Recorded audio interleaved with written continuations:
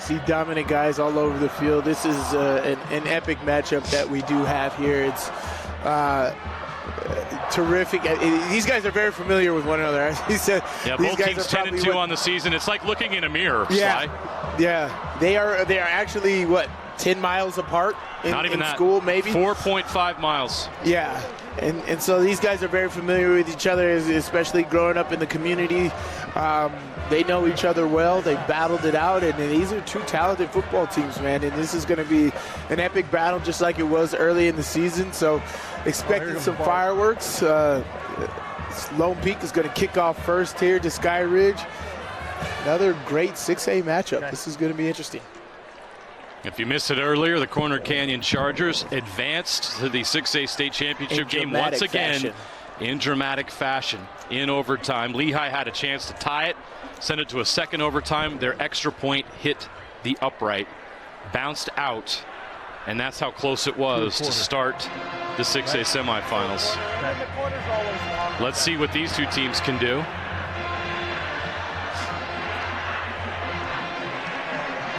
Working on a scoreboard situation, trying to get that fixed and ready to go. Can we go to commercial after it?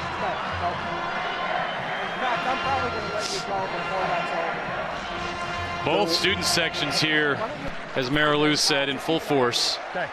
Hey, wait for me. These schools all get support. Tremendous support.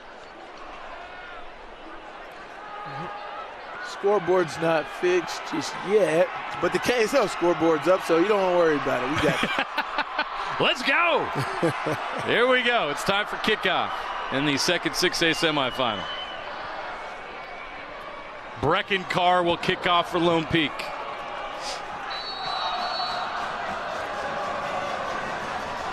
The top two teams in Region 3 now meet for a chance to play in a state championship game. And here we go. That's not coming out. That's a touchback. Skyridge will begin the game on offense from their own 20-yard line. And at quarterback for Skyridge, Keneal Sweetwine, the 6'5", 205-pound junior. Tremendous athlete. This is a program that's not short on athletes, and that's certainly the case at the quarterback position. For sure. Zayden Selu in the backfield with him. This offensive line is, you could probably say, the best across the board in the state, with 3 Division I commits and signees. We'll get into that as the show goes on.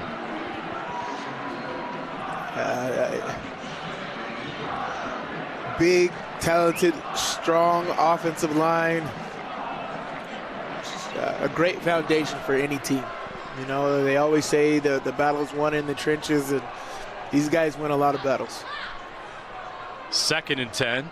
Sweetwine will pass again. This time he's opening. Oh, it's dropped.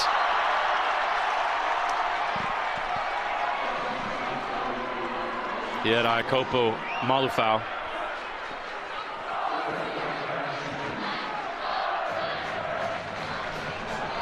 Could not hold on to it, so it's 3rd and 10 from the 20.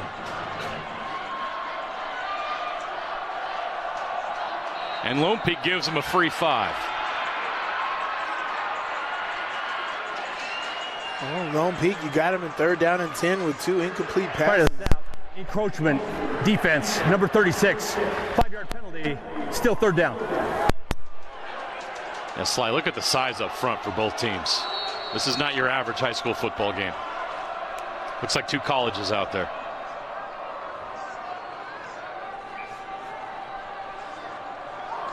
Keep an eye on 0 for that Lone Peak defense. That's Bot Mulatalo, one of the highest ranked juniors in the state. 6'4", 260 pounds. Sweetwine's going to run with it, and he's got the first down if he can hold on to it. All the way out to the 36-yard line. So a gain of 16 on a gain of 11 on 3rd and 5. This is Lone Peak. This is what he does. You run a 3 down front against a very athletic quarterback. That is an easy offensive coordinator call to make right there. But even then, so it has to have great execution and blocking. The O-line has to work together to take the slanters away and move up to the next level to get that progression. And that's what they did. They picked up the first down there, and now they're getting back to it. They threw the ball the first 2 downs, and now they're starting to run the football here and really get behind this offensive line. Selu with a nice carry, 6 yards on first down. It'll be 2nd and 4 from the 42. Sweetwine will pass. Plenty of time. Looking downfield. Wide open. Catch is made at the 40. Now to the 30. The defense finally catches up with him down to the 24-yard line. Junior Coughlin with a big gain. Great play call right there. That's the old throwback. They roll everybody out to the right and have somebody sneak back out to the left.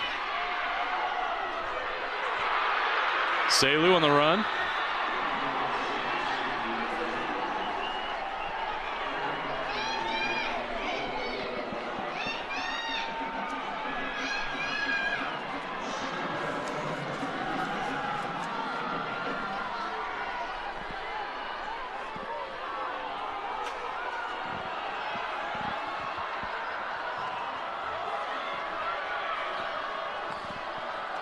Sweetwine on the carry, direct snap. He's got the first down. So the big gain by Coughlin, and now the first down run by Sweetwine. Just think Lone Peak had him at 3rd down and 10 at the 20. Couple of run plays, big pass play. They're all the way down here.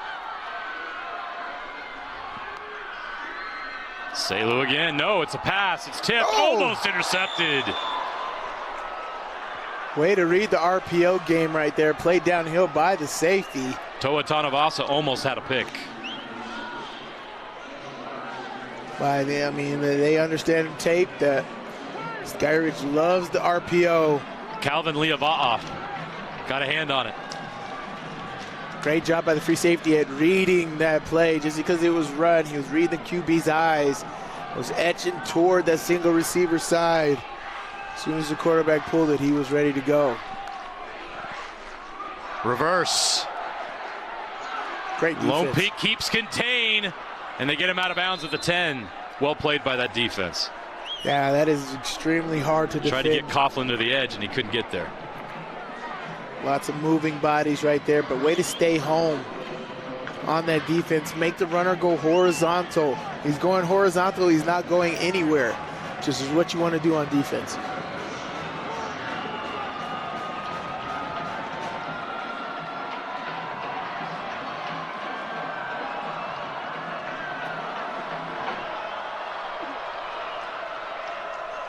Coughlin in motion. Sweetwine keeps up the middle into the end zone. 10 yards for the touchdown. Skyridge strikes first.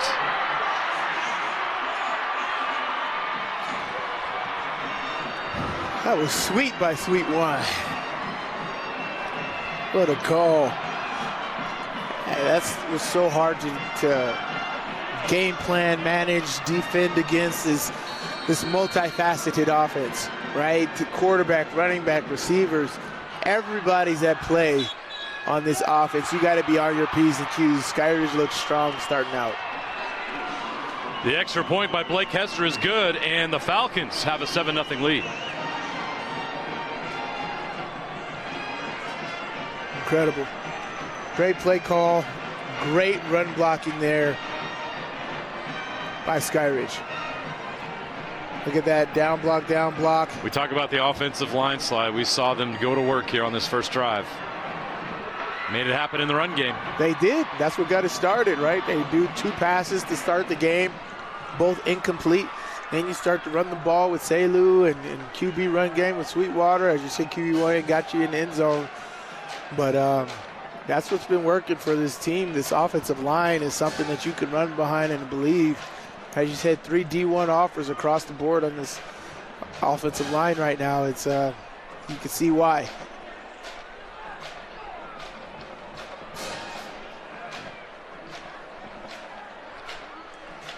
Skyridge Skyridge leads Lone Peak in the 6A state semifinal. We'll be back right after this.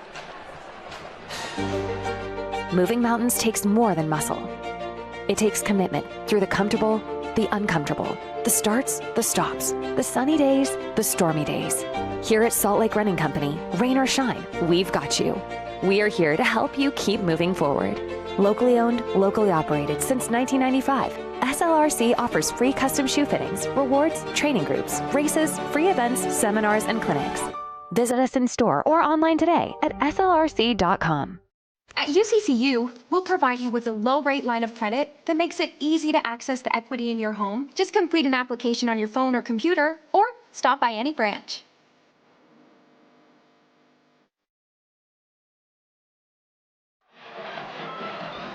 Let's see what Lone Peak can do. They'll now get the ball on offense. The kickoff from the 40. That can be returned. There's a lane. There's a chance.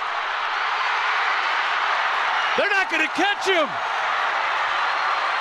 Landon Goff, 95 yards. Are you saying we're going to have another game like we just had? I know we are. Oh my gosh. That was blocked up perfectly. Landon Goff, the up back, hits it right on the run. Does a terrific job when he gets in space, has an amazing stride. Nobody was catching him, but great job with the blocking. Bad lane integrity by the kicking team. That's how you do it. You take a punch, you give a punch. The kick is up and good. We have a tie ball game. Just like that, Landon Goff, 95 yards to the house. Look at that, untouched. Untouched. Untouched. Just run, young man, just run. That is nice. If you remember in the first meeting, Sly, Landon Goff had an incredible interception late in that game. They gave his team a chance. Of course, they came up short, but again, Landon Goff has made big plays all year for Lone Peak, and he does it here on the turf of Rice-Eccles Stadium.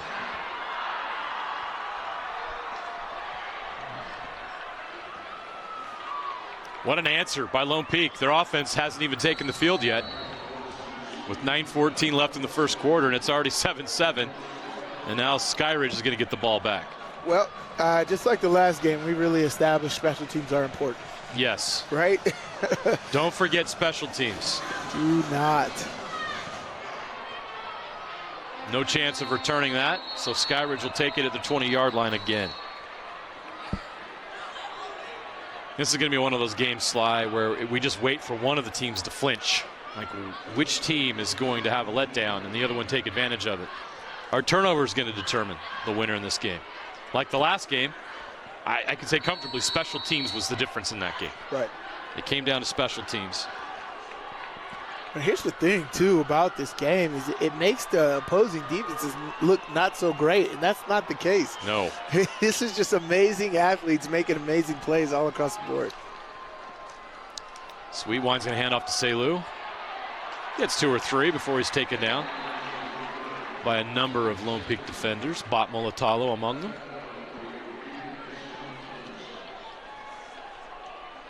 Cade Hansen in there as well. We're going to call Cade Hansen's name a lot. He had several tackles in the first meeting. At the linebacker position. There's Sweetwine, just a junior. Does not look like one, but he is. Throws out in the flat, caught near the sticks to the 30-yard line. That should move him.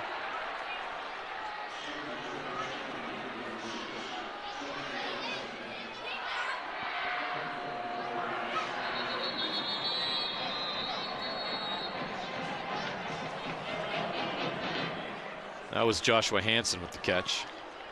We've got an injured Lone Peak player. That's why we have a stop and play.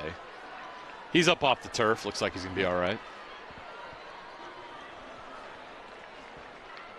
That's the thing.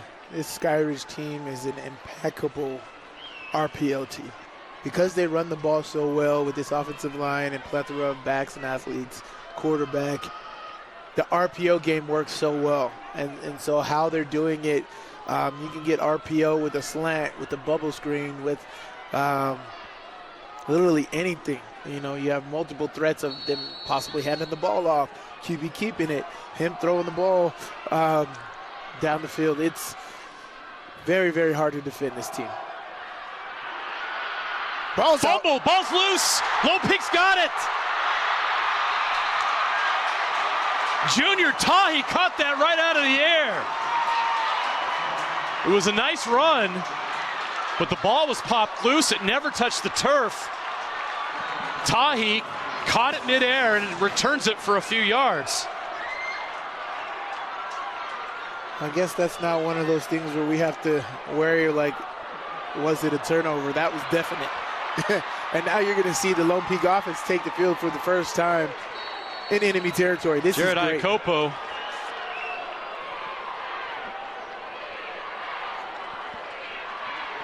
with a carry. Couldn't tell who jarred it loose, but Lone Peak has the ball in Skyridge territory. Their first play on offense is a run up to the 29-yard line.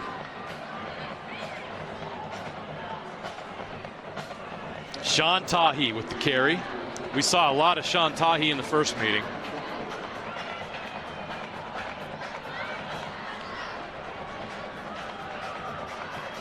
Tahi's rushed for 755 yards and 12 touchdowns this year. You're also going to see a lot of Sam Wright at running back.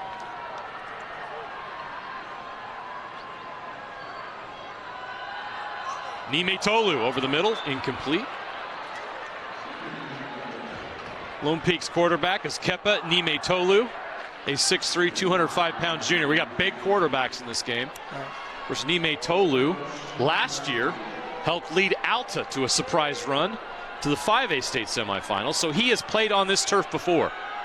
This is his second time in a semifinal game as a starting quarterback, but now with Lone Peak. 3rd and 7. Takes a shot over the top. Caught inside the 10. Ike Staley, 6'5", 215-pound wide receiver and the backup quarterback. Oh, the defenders draped all over him as well. You have to understand, where are my mismatches? Where are my opportunities? Where are my playmakers? And when you know high school football, you're going to get a lot of man coverage, a lot of zero coverage.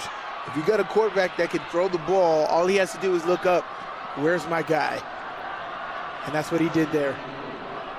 Tahi on the carry. Nope. False start. Play didn't happen. False start on the running back. Tahi went a little early there.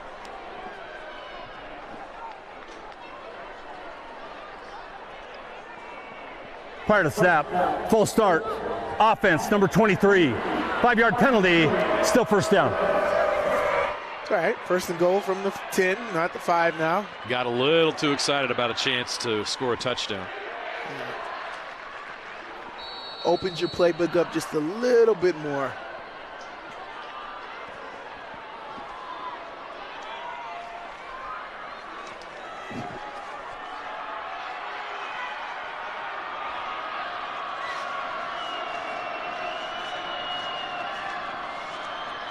Now they go to him. Small gain on 1st and goal from the 10.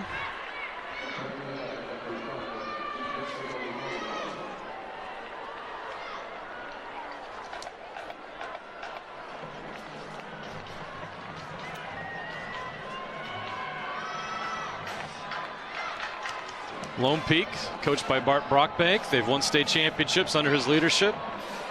Justin Hem is the head coach at Skyridge. They were in the state championship game last year, came up short against Corner Canyon. They'd love a rematch. Nime Tolu scrambling. Looking, scrambling. Gets loose. Can he get to the pylon? Touchdown. Yes, he can. Touchdown. Lone Peak.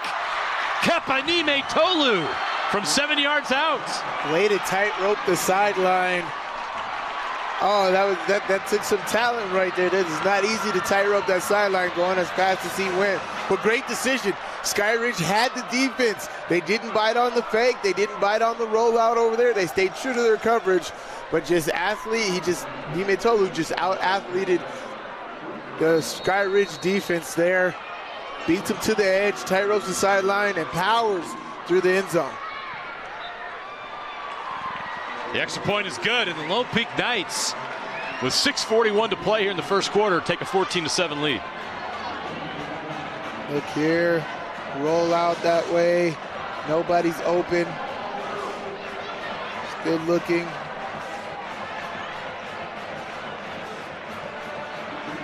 Good thing he didn't give up, because this would have been tough trying to get this in from the 1. But way to stick your head down right there. Put your shoulder into the defender to get that extra half yard to get you past the goal line right there. Great job by Niumetolu. So the Knights take advantage of the Skyridge fumble. And they take a 14-7 lead. We'll take a quick break. We'll be right back with 6A semifinal action after this. From commercial to recreational truck accessories, Mountain Land Truck Outfitters has got what you need. Flatbeds, spray and bed liners, lifts and leveling kits, wheels and tires. Mountain Land Truck Outfitters proudly uses a brand you know and trust. And with our experienced, knowledgeable, and friendly staff, your visit here will be informative and enjoyable. Stop into our convenient location in Provo at 265 South 100 West, or call 801-225-4637 to get a quote for your fleet or individual truck. Mountain Land Truck Outfitters. At UCCU, we've learned that people prefer more. And not just more, but a lot more. That's why UCCU created Elevated Checking. Elevated provides everything you'd expect from the best checking account anywhere and more. A lot more. Like loan discounts, overdraft forgiveness, and free ATMs nationwide. Just visit uccu.com and elevate your checking.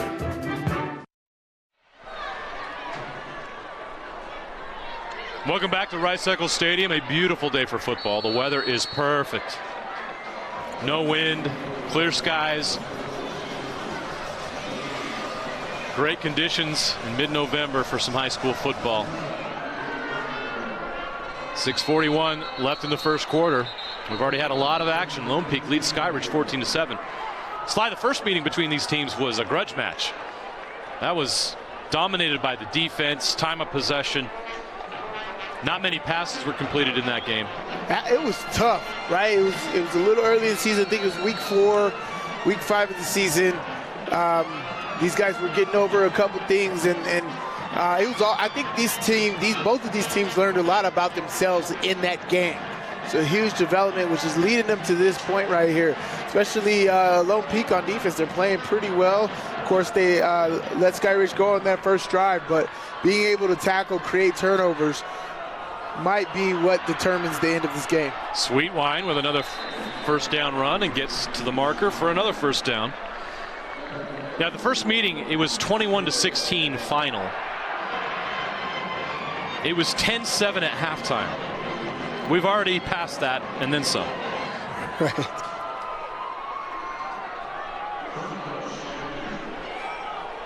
Zayden Selu had 153 yards and 2 touchdowns for Skyridge in that game.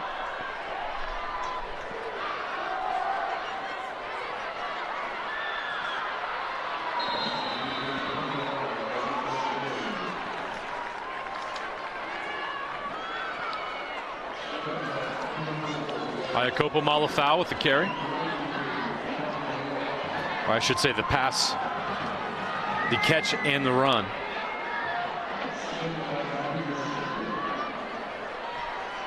Second and 2 from the 39. Sweetwine will pass. RPO. A little high, and it threw him off course. That's what, like, if you can get the RPO game down, it's a heck of a weapon, right? Here, that was open, but the pass turned the receiver around, he lost his footing, and it took a little more time. If he's able to hit him on the run, that's going up the sideline because they had tons of blockers. Enough blockers for everything there. Hunter Sheffield with the catch, but no gain. In fact, he lost a yard. 3rd and 4 from the 37.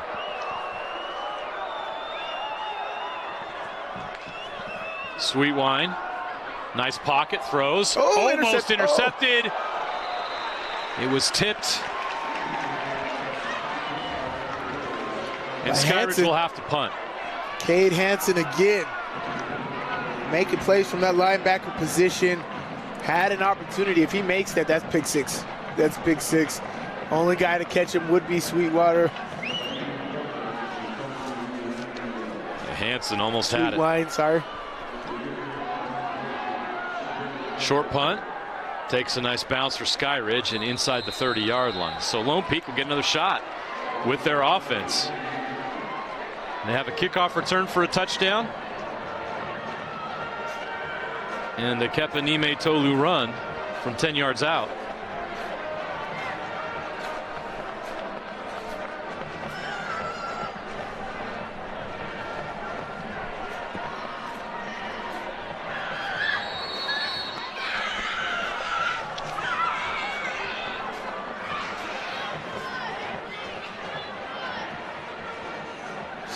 Lone Peak defense, that's what it's going to take. It's these little plays. You know, this is two very evenly matched teams. As we said, Skyridge won this matchup earlier this year, but it's going to come down to the wire. Skyridge is going to bring the heat. Nime Tolu is going to escape. Throws it short, caught. Nice play by Nime Tolu. Wow. Out to the 37-yard line for a first down. How about that recognition right there? Rolling out to his left. Very far-ish. Throwing back to the middle. Or should I say Mahomish? Yeah, Mahomes. Yeah. Cameron Ray with the catch. Did I sound old by saying Favre? You just dated yourself. Is that what I said? Although I got your Favre. The side art. I saw Favre do that many times. I was trying to be hip and say Mahomes. Trust me, I'm not young. Handoff. Tahi to the outside. Past the 45 to the 46-yard line.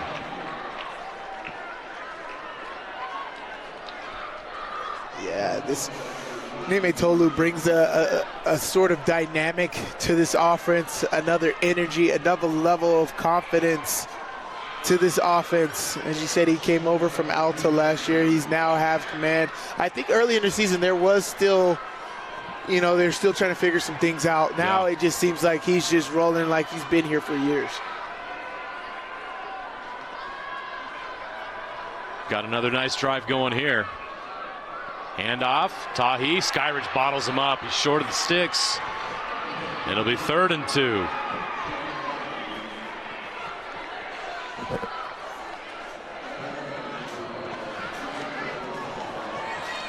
Good group effort there by the Skyridge front. They didn't budge. Clock's running, coming up on 3 minutes to play here in the first quarter. What a quarter it's been. 21 points on the board in the first few minutes of this game. Both of these teams came to play. Nime Tolu, throw over the middle. Incomplete. Tried to go to Staley. Couldn't hold on to it. So now they have to punt.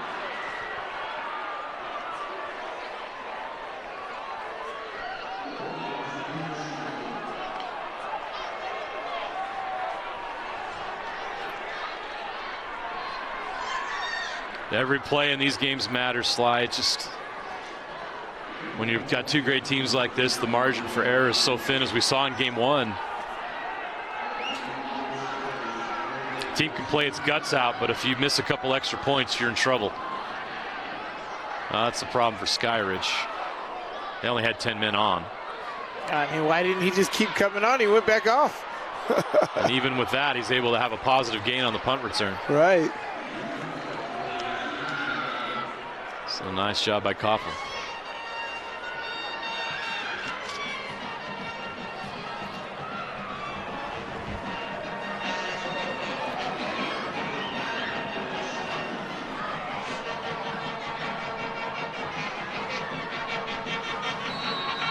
First and 10 from the 24-yard line.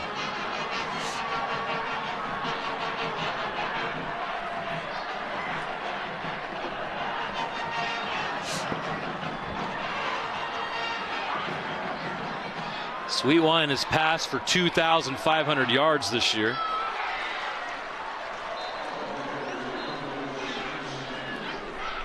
$18 touchdowns. 15 interceptions. Interceptions have been an issue for him, but he's cleaned that up as the season has gone along.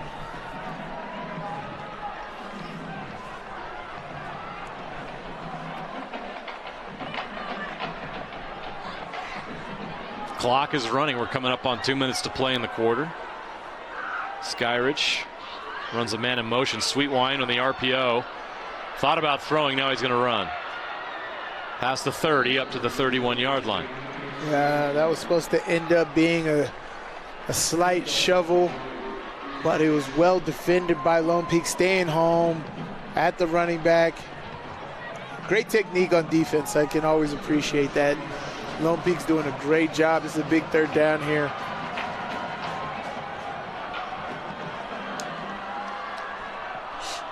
Third down and 3 from the 31.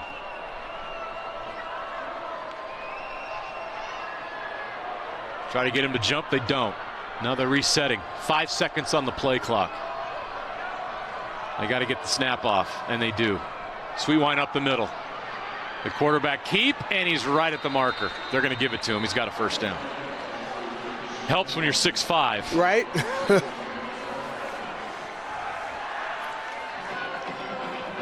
(6'5", 205, Sweetwine. Skyridge taking their sweet time. No rush here. Eating up clock here in the first quarter. Trying to control time of possession. He's going to throw it out of the pocket. Over the top. Excellent defense. Incomplete deep. Guess who? Landon Goff. So now Goff with a nice play on defense to prevent the big play. And he's a veteran. Gives a slight pull early to keep close, but as the ball came close, he tracked the ball, got that ball out of there, possibly could have tipped it to himself and caught it or intercepted it on the first go. Talented DB. Sweetwine keeps up the middle to the 40 on second down, so they'll have third and about almost 4. They'll mark it officially short of the 41-yard line. Let's see if we'll squeeze out one more play here in the first quarter.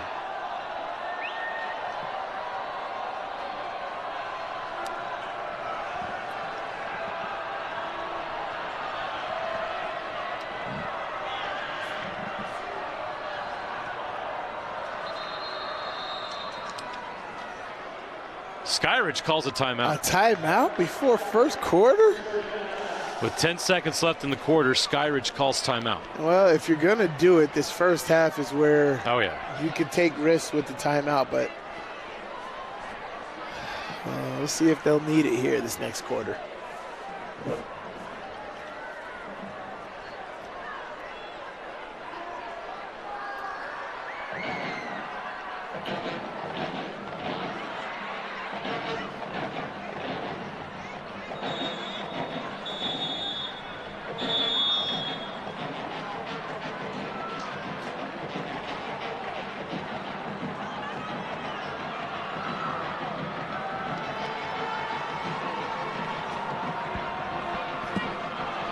Timeout's over. Both teams back on the field. 3rd and 5 from the 40 of Skyridge.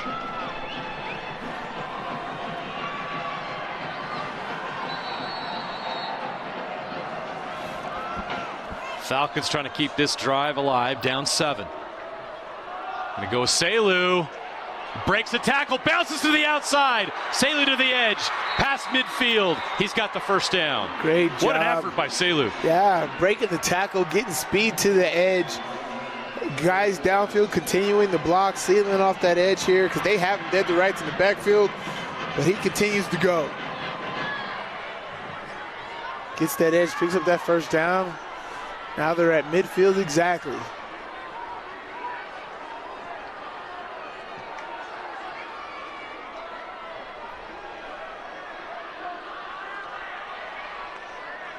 Sweetwine will pass on first down. Incomplete. Too high, too far to the outside for the receiver, who was Joshua Hansen. That is the official end of the first quarter. After one, Lone Peak leads Skyridge 14-7. While we wait for the second quarter to start, Mariluz is having too much fun down on the sideline. I'd say I am having a little bit too much fun. I'm here with the Nightmare, which is the name of the Lone Peak student section, specifically here with Brock and Ali. Now they're telling me that this is the best student section in the entire state. Brock, what are your thoughts on what makes the Nightmare the best student section in the state? We understand it now. We're the best student section in the country. We're the best. We understand it. We understand it now. We're the best because we're the loudest. The best because they are the loudest. I told them to keep it down a little bit just so that I'm actually able to hear their answers. Now, Ali, I know that TikToks have been a big thing for this student section this year. You found a lot of success on TikTok, it seems. Yeah. Max Kendall, we hyping us up and see. We understand it. Max Kendall.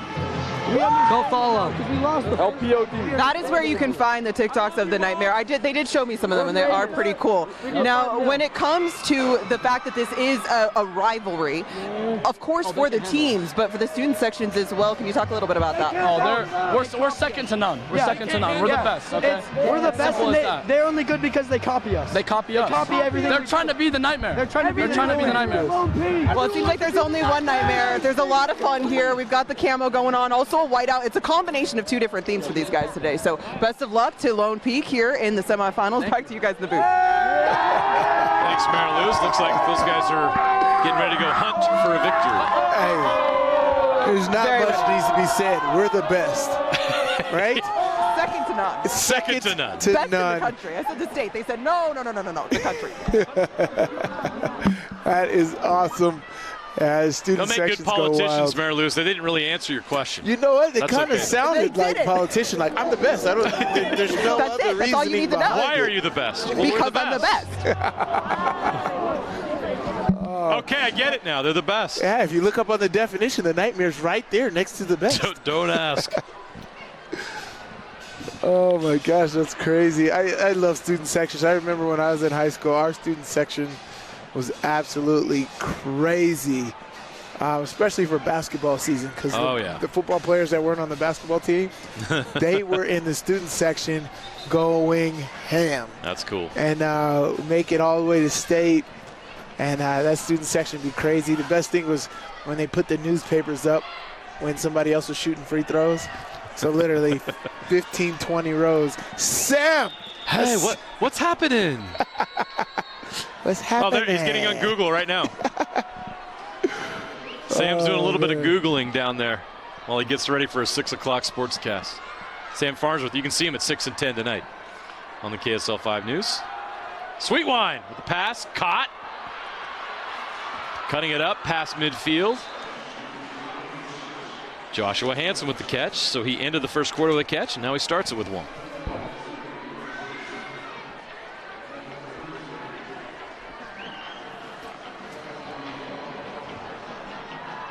Job, third down here, third down and 7. It'll be interesting. I don't know if RPO game is going to work, so this is going to have to be a straight drop back pass. We'll see how they execute. Sweetwine has a pocket, thrown outside a little too strong and incomplete. Great job of man coverage. Even if he caught that defender, was right there, right on top of him to make the play. Now you get to play the field position game, right? Can I pin them back deep on their side of the field and hopefully get them a 3 and out so we can get the ball right back here. So it's two tight teams, as we said. This would be 7-7 if it wasn't for a kickoff return. That punt will bounce all the way inside the 20 and roll down to the 15-yard line. Well done. That'll pin Lone Peak deep. Lone Peak will start this drive at their own 15-yard line. Yeah, the kickoff return is the difference. And for Lone Peak, with 11:06 here in the second quarter, a chance for their offense to create a gap. With the defense they have, a 2-touchdown lead is a lot. That's the goal here on this drive. Nime Tolu off to a great start. Already has a touchdown run. RPO. Down the middle is open. They just did not connect. He wanted the receiver to sit down there or look a little earlier. The receiver wasn't looking. He was open down the seam. Just threw it short of him. Yeah, well, the guy wasn't looking. Yeah. And pressure was coming. The receiver. I think the execution of that play was supposed to be a little quicker. If the receiver was looking, he had him open. It would have been a great catch. So it's 2nd and 10 from the 15. Gives this time right up the middle. That's Sam Wright. It's our first chance to see Sam Wright with the carry. You know, because of the kickoff return, we haven't seen a lot of Lone Peak's offense yet. This is just their 2nd offensive drive of the game.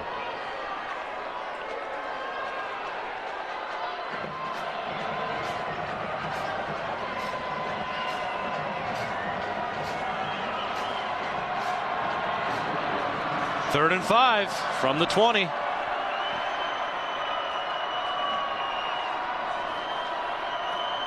He's going to pass. It's a quick hit. McNeil's got it. Close. He's short. Short. 1 yard short. Lone Peak, you'd think would punt, but we'll see. There's an injury on the play. A Skyridge player is on the turf.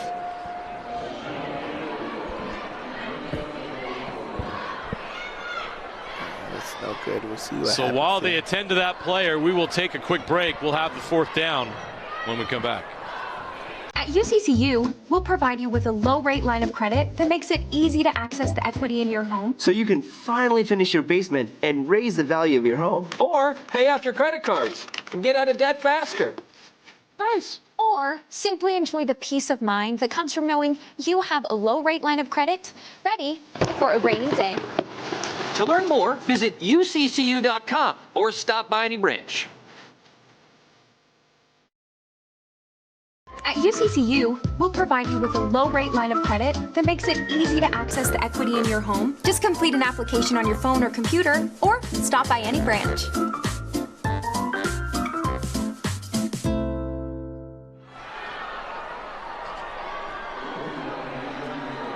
Welcome back to Rice-Eccles Stadium. It's 4th and 1, and Lone Peak does bring out the punt team. But now Skyridge is going to take a timeout. Help me with that one, Sly. Personnel issues. You know, it's 4th down and 1. I was actually thinking, you know, during the timeout, like, what play would I run here? Yeah. I'd line up and punt like I normally do, shift everybody around, and come up and just do a QB sneak. Really? And you get 1 yard. You'd go for it on 4th and 1 on your own 20? I mean, if the other team isn't expecting it, and so Skyridge here could have been like, this is an opportunity for them to do that. Let me get my team back in here and make that decision. I.e., you know, with the timeout situation, when do you want to be able to use those in untraditional end-of-half scenarios? That's the first half, right? So if these are teaching moments, learning moments, you know, as we said, you know, Lone Peak has the advantage right now with the turnover and the kickoff return. Skyridge doesn't want to give them any more advantage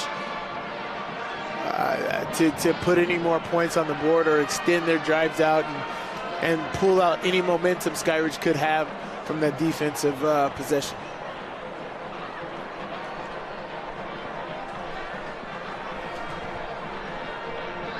I mentioned earlier in the broadcast that Skyridge is trying to get back to the state championship game for the 3rd straight year. They won it all 2 years ago for the first time. And now in the 2nd year under Justin Hem, they're trying to give him his first state championship as a head coach. So that would be 3 straight years of Corner Canyon Skyridge. Yes. Well, well, well.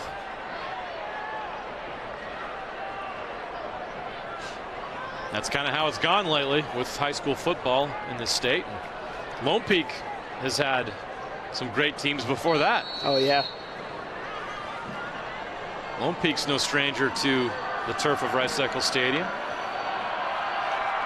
They're going to go for it on 4th and 1. At least they're going to try to get him to draw him off sides or something here. Let's see what they do. Nime Tolu is in shotgun. And they flinch. Yeah. Now, yeah, it's a false start. Yeah, it's so a false they're going to start. punt now. Yeah. Number 72, 5-yard penalty. It's got to be Still frustrating 4th for down. Lone Peak. Yeah. Their offensive line is just outstanding. It was Jared Smith, the left tackle, that got caught. Austin Pay, number 70. He just committed to BYU the past week. His older brother Connor Pay is the starting center for BYU. So I know a lot of BYU fans are watching this game for him. The return for Skyridge all the way past midfield. So the Falcons with a nice return, and they're going to start this drive in Lone Peak territory.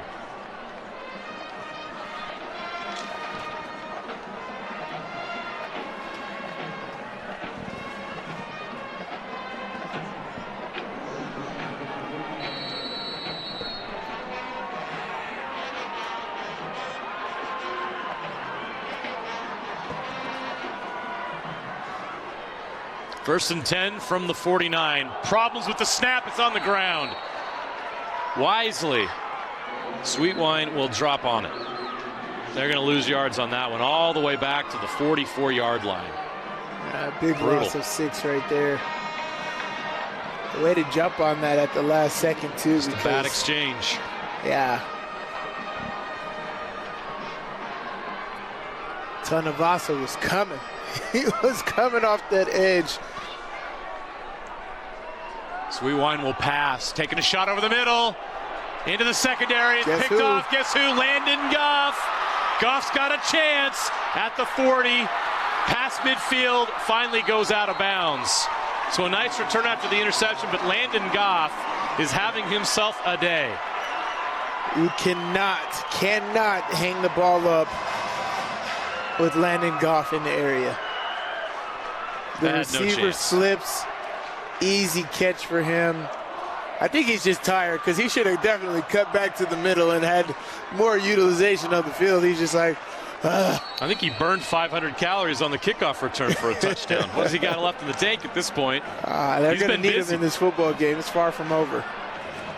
So Landon Goff with a pick to go along with a kickoff return for a touchdown. He already had a big pass breakup on a deep shot. Landon Goff right now is your most valuable player for Lone Peak. Nime Tolu takes the snap. He's going to throw it. They're going to take a deep shot over the top. That's a PI. Yeah, that's got, there it is, the late flag. I wonder why the back judge didn't call The back judge anything. didn't throw it. There was multiple things there. That was egregious. Yeah, a lot of contact. And Staley was, I mean, again, Staley's a mismatch at 6'5". Pass interference. Number 5. It was 15-yard for the penalty. best. Results in first down.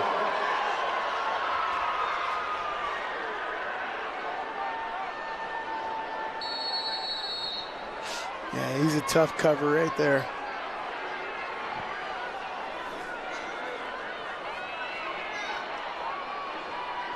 First and 10 from the Skyridge 36.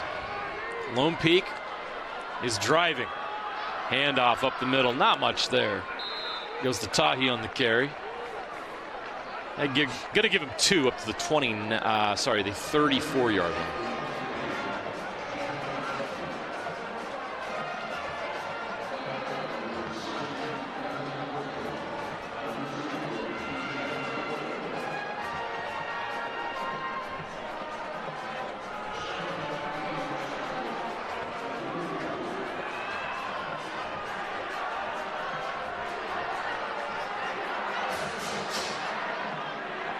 Play clock's down to 5. They got to hurry.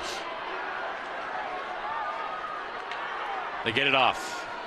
Tahi bouncing off defenders, still running inside the 30, just short of the marker. They'll mark him down to the 28. I thought he was done 3 other times. Look at the legs continue to go. 2, 3, 4, 5. Great job right there. Took the 5th contact to get him down to the ground. Great run. Makes it 3rd and short, 3rd and 1, 3rd and 2.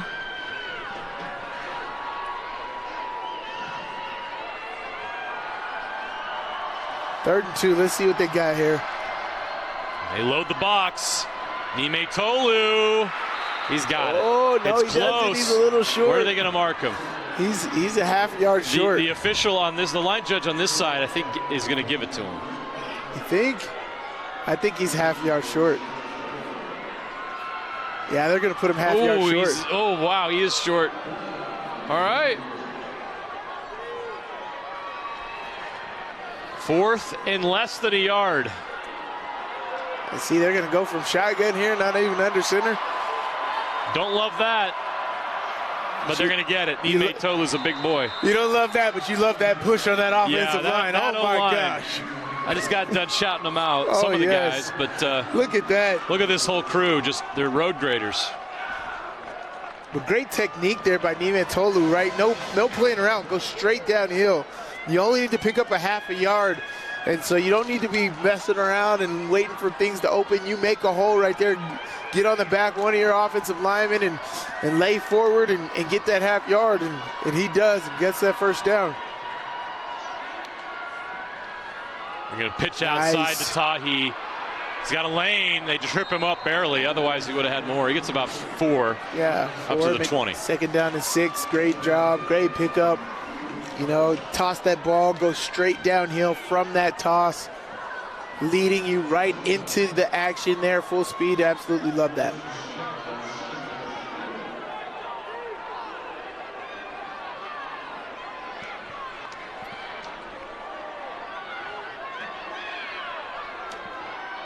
Coming up on 6 minutes left in the half. This has been a clock killer, this drive for Lone Peak.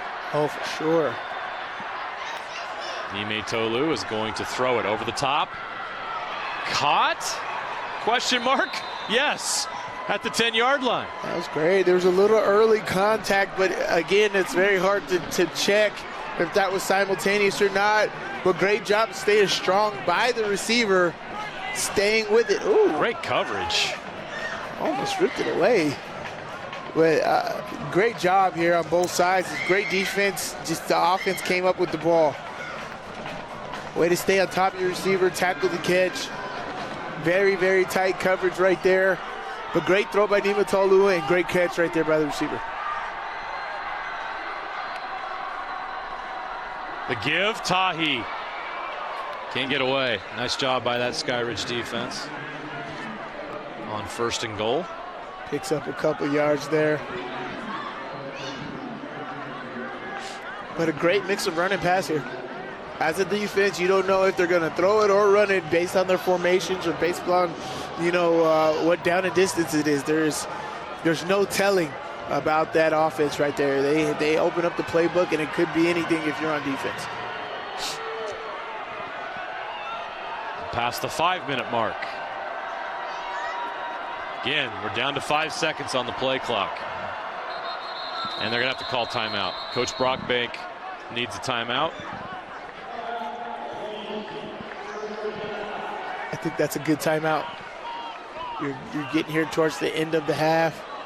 Utilize the timeouts that you need. Make sure you don't lose any yards. And it's a 2nd down from the 7-yard line. 7 yards to go into the end zone. Don't lose yards. You don't need a 2nd and 12. You get an opportunity to talk to your team, talk through the situation, talk through the next few plays. Look, there's 4 minutes and 40 seconds left on the clock.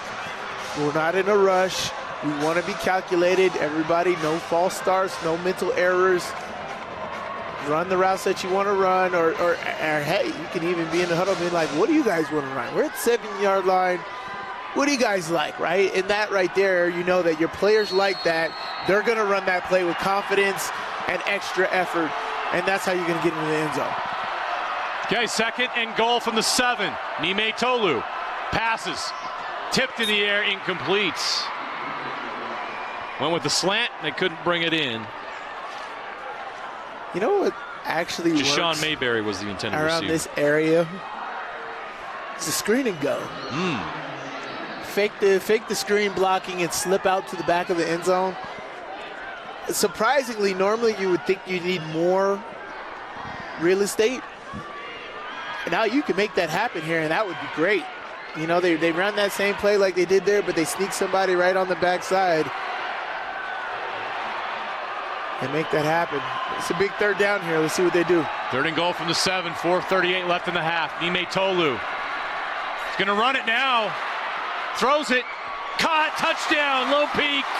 What a play by Nime Tolu. Knew where that line of scrimmage was, and he stopped, threw it to Mayberry for the touchdown. Deshaun Mayberry, the junior, has 6, and Lone Peak with a 2-score lead. Man, that's special. That is special. I mean, as we said, we covered this game earlier this year. I felt from Nime Tolu there was a lot of indecision. I don't see that at all. No. I see a confident football player that's making plays in the run game, pass game, elevating his team in the right scenarios. This here is everything, right? Because he could have just ran it here, but keeping his eyes downfield, going sideways to make sure he doesn't cross the line of scrimmage right there. Great decision, eyes downfield. Tight pass right to the receiver. As he runs, he's going to get these defenders to come forward, but look how he veered to the right to make sure he didn't pass the line of scrimmage. That's a smart football player that's playing confident. He looks completely different than that matchup I saw earlier this year. Seen a lot of progress. Yes. In just half a season. Well, Corner Canyon has 1 loss on the season. Who did they lose to? The team you're watching right now, the Lone Peak Knights. The guys that have 21 points on the board right now. This is a very, very good football team. And there's a reason why they're in the state semifinals and looking this good.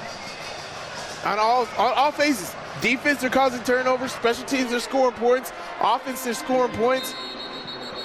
All phases, because we know the Skyridge team is good. And this Lone Peak team is surging right now, and for good reason. The Knights with a 21-7 lead. 4:30 left to play, 2nd quarter. The winner of this game will play for a state championship against the defending 6A state champions, the Corner Canyon Chargers, who beat Lehigh in overtime in our first semifinal thanks to a missed extra point in overtime. This first game of the day was a classic. Lone Peak's trying to turn this into a blowout. Let's see how Skyridge can respond here. In our first game, Lehigh was down 14-0. And they would storm back to take the lead and had their chances to win it. Skyridge now feeling some pressure, down 2 touchdowns. Let's see how they respond here. They'll take a timeout. Both teams with 1 timeout left in the first half. Yeah, I just realized Nime Tolu's only a junior. Yeah. So Sweetwine. Well, we talked about it. I remember last year we were at Davis and they had 2 great sophomore defensive tackles. They'll be seniors next year. Yeah. This 2026 class across the state. Yeah, they're good. Oh my. They're good. A lot of D1 kids in the class of 26. Sweetwine breaking a tackle, but they get wrapped up finally. Just short of the 25, about a 3 or 4 yard gain. They'll take it, move on to 2nd down. Plenty of time here for Skyridge before the half.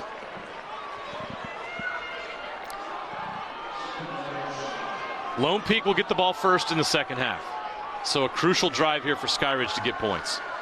Sweetwine, nice pass. Oh, it was dropped. Oh my gosh. Landon Goff, he read that great. He had an opportunity to come off of his man to make that play. Look how close Goff is here to another interception. Oh, it almost bounced right to him. Landon Goff is a talented football player. I'm watching him, and his eyes is great. absolutely what you want to see. He's 6'3", 185. Great body type right there. Possibly could convert to a safety. Sweetwine will throw a screen back. Boom. Lone Peak's all over it. Oh, they swallowed him up. Went to Selu, wasn't happening. Yeah. They read it really well. Lone Peak's able to just play free right now. They have no worries. They are doing great. They don't even need to take a timeout here. They'll get the ball in hand from either just inside the 50 on their side or plus 50. Wes Valgardson with the stop. Nice play by the corner to come up and do it. Bounce. Oh, they're going to let it roll all the way down. What a punt. Great punt. All the way down to the 25-yard line. I thought they would be able to sky punt this and get the ball at like their own 45, but that's a 55-yard right punt. You kick away from Goff with a roll. Yeah. That's nice. It's a great punt right there. So Lone Peak's got 3:12 left. This could be a killer for Skyridge. Lone Peak, remember, gets the ball to start the second half. They drive down here and score and get the ball back in the second half. It's going to get really tough for Skyridge. The Skyridge defense is going to have to step up right now. We are going to take a quick timeout. We'll be right back with the last 3:12 of the first half. You're watching Game Night Live. Lone Peak up 21-7 in the 6A semifinal. From Commercial to Recreational Truck Accessories, Mountain Land Truck Outfitters has got what you need. Flatbeds, spray and bed liners, lifts and leveling kits, wheels and tires. Mountain Land Truck Outfitters proudly uses a brand you know and trust. And with our experienced, knowledgeable, and friendly staff, your visit here will be informative and enjoyable. Stop into our convenient location in Provo at 265 South 100 West or call 801-225-4637 to get a quote for your fleet or individual truck. Mountain Land Truck Outfitters. Your car carries you and those you love through the days and years. It deserves the best care you can give it. At Burt Brothers, we can help with that. We've been doing it better than anyone else since 1991, and we'll keep doing it to get you through all the important moments on life's roads. Because cars are more than how we get from here to there, they're how we get from there to here. Find your nearest store and discover special offers at burtbrothers.com.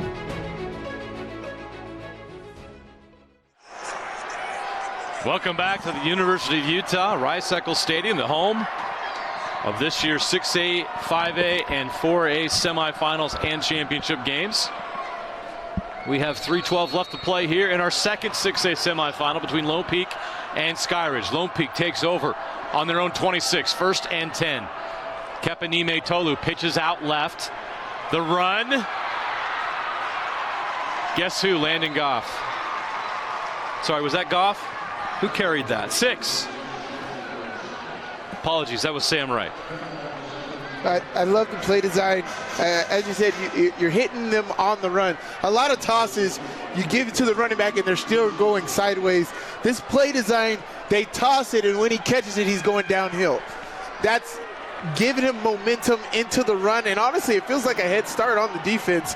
And I think they just that's just great play design and execution by Lone Peak. Nime Tolu, time to pass, takes a shot. Oh, boy, Nime Tolu took a shot in the backfield. They are Ike Staley. They are looking for that mismatch opportunity. As we said, Ike Staley is 6'5", 215 pounds. There, Nime Tolu, honestly, if Ike turned his head around, he's got to do a little bit more receiver drills. That could have been a back shoulder catch right there because the defender was ahead of him, not looking. The back shoulder was wide open if he was able to get his head around. But great play design, and you can see Lone Peak is still on the attack. 2nd and 10 from the 42. They go back to Wright. He runs it up to the 45-yard line where he's taken down. Solid run right there by Sam Wright. Bring up 3rd and 7. They're still milking down this clock here. trying to take as much time as they can away from Skyridge. It's 3rd down and 7 here. Interesting decision on what you want to do here, because if you throw it an incomplete pass, you stop the clock. If you run the ball, you continue the clock to keep going, but you might not get the first down. He's going to throw it. Now he's in trouble. He escapes the rush. Now it comes back. Oh, he almost made a play out of that. I have no idea how. Went to Staley, but that was almost an impossible throw under pressure. A great effort, but give credit to the Skyridge pass rush for preventing this from happening. Nime Tolu almost went down once and then was able to get it away and almost made a miracle play there. I don't know how he's able to get these guys. I think that was an absolutely, wow, great bounce. Excellent punt all the way down to the 6-yard line. So Skyridge has 1:35. And they're going to have to go 94 yards in about 90 seconds if they want to get into the end zone before the half. And again, Lone Peak will get the ball to start the second half. So there's pressure on Skyridge here to get something. Even a field goal would help. Let's see how they do in their 2-minute. From the 6, 1st and 10. Keneal Sweetwine is going to hand it off. Nice first down run by Zayden Selu. Up to the 11-yard line. It's a gain of 5. Skyridge will want to just concede this and go into the half. You know, don't need another turnover or possible mistake here, but I think Skyridge needs to get back behind this offensive line. They are down 14 points. Is definitely not out of it. Sweetwine downfield, caught, past the 30, down to the 40-yard line. Ball's loose, ball's on the ground. Who's got it? I think Lone Peak got it back. He wrestled it away. They're wrestling for it. Who won? The tie goes to who? I don't know. That ref got in there like he was trying to get his hat. Landon Goff was in there on that play. What a mess. The ref went after it like he was going for it. He's calling a timeout. I didn't know. He was saying somebody's ball in there. I don't know. I think they were giving it back to Skyridge, but watch the ref jump in here after this. The great job by Lone Peak at ball searching here. Boom, pop the ball out.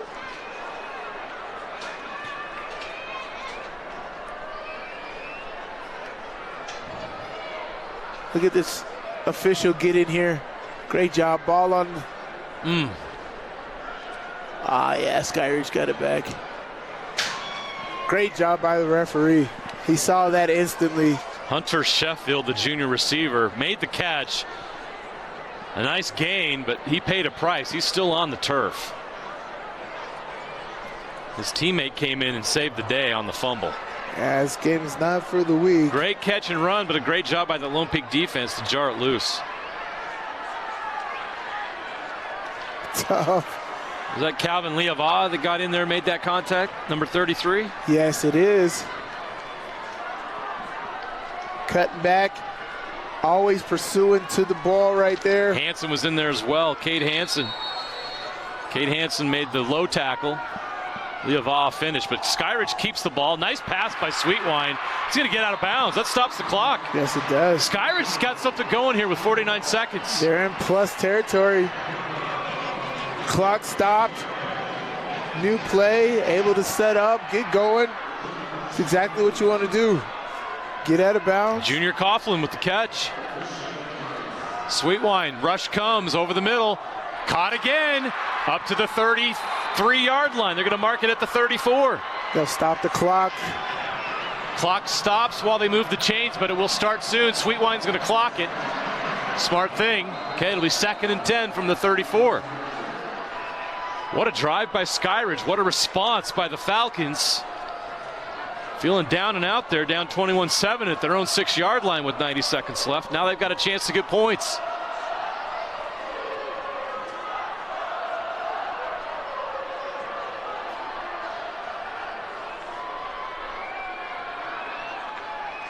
Sweetwine from the 40.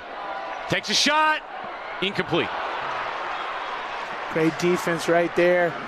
Didn't turn around, but also did not make contact. It's what you want to do.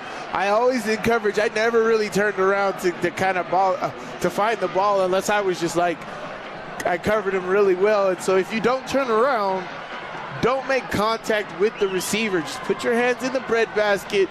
You have the right to the space just as much as he does.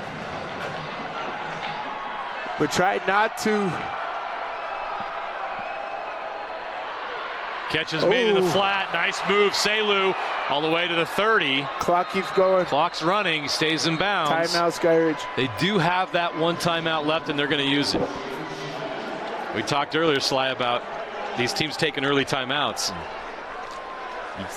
It's nice to have them at the end. I mean, so here's an example of where you didn't have enough. Exactly, and they need to pay attention to that, right? Yeah. They need to pay attention to, okay, the end of the game might end up like this if we don't pay attention to that. So in the second half, we need to make sure that we're not doing things that we have to waste timeouts in the third and early fourth quarter so we can save them for the end of the game, because I believe the end of this football game will be just like this. Last drive, someone's going to have to drive down the field, and they're going to need those timeouts. So if they can be smart with those timeouts in the second half, I think they'll be right where they want to be. Here's another wrinkle. It's 4th down. It's 4th and 6 from the 30. And they're going to go, obviously. Let's see what they can do on 4th down. Lone Peak's bringing the heat. Sweetwine gets it off down the middle, wide open. Caught. Touchdown, Skyridge. Wow.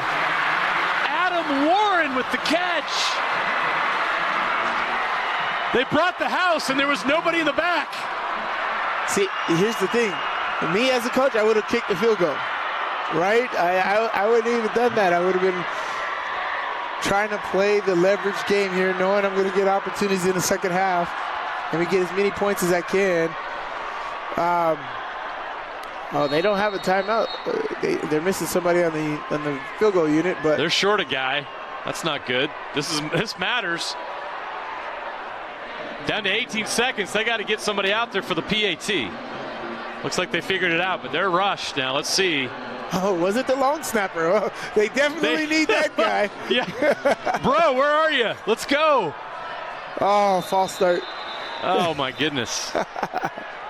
What is up with the extra point units today, man? It has been rough. It is a big part of the game. Full start. Got to be ready. Offense number 55. Got to pay attention to what's going on out there. All right, well. What a response by Skyridge. Who saw that coming? They had a full-on blitz. They brought like 8 guys. But that's what happens. In the cover 0, you bring the house. If the house doesn't get there, you're vulnerable on the back end. That's why you want to press up in the DB room and on their coverage to allow the 0 coverage to get to the quarterback and ruin the first 3 seconds there. And that's why you have to win. There were multiple one-on-ones there for Lone Peak. They didn't win the one-on-one battles. And Sweetwine had extra time to just sit there, especially over the middle. That's the easiest throw, is right over the middle for the quarterback. But definitely have to understand the technique that you have to have on the defensive back end in a 0 pressure. You got to be able to jam the receivers up to mess up the timing of the quarterback on the initial first step to allow the 0 pressure to get to the quarterback. And they did it, especially in the middle of the field. Allowed the receiver to go free. Touchdown, Skyridge. That's Warren's 8th catch of the season and first touchdown. Moment he'll never forget. Never. Lone Peak will take the kickoff at the 10-yard line. Uh-oh, Landon Goff. No, that wasn't Landon. That was number 1. That was Jaden Mayberry. Another athlete. Yeah. He was the deep man. Goff was the up man. That's right. On the original kick return. But Jaden Mayberry is also another electric athlete. 12 seconds left here. I assume Lone Peak getting the ball in the third quarter will just take a knee here and proceed to halftime. But this is an awesome first half, to say the least. That's what they'll do. They'll take a knee with Nime Tolu.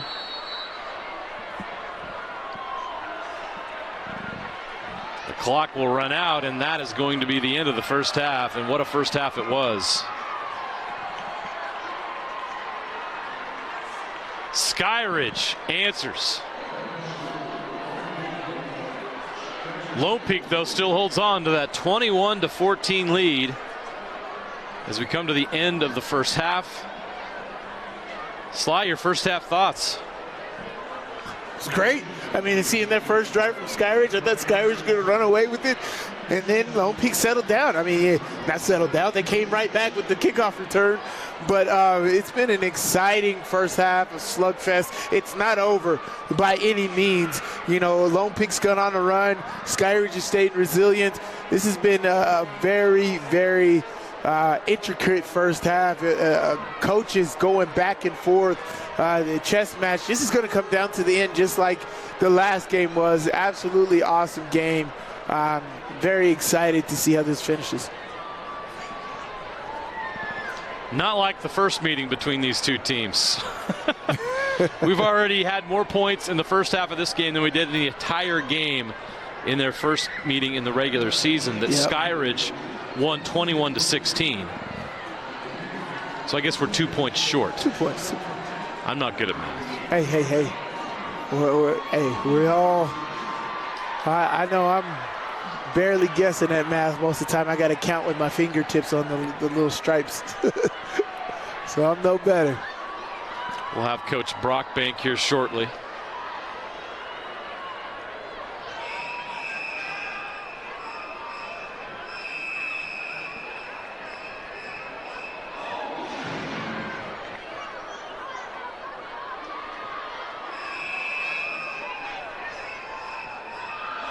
Or we won't. We're going to watch the drill team and watch them bust a move. I think Coach Brockbank was watching some video there at the short lane. I think he's on his way right now. So we'll keep it here. Before he heads to the locker room, he'll speak to Mary Louise Cook. She's standing by down on the sideline.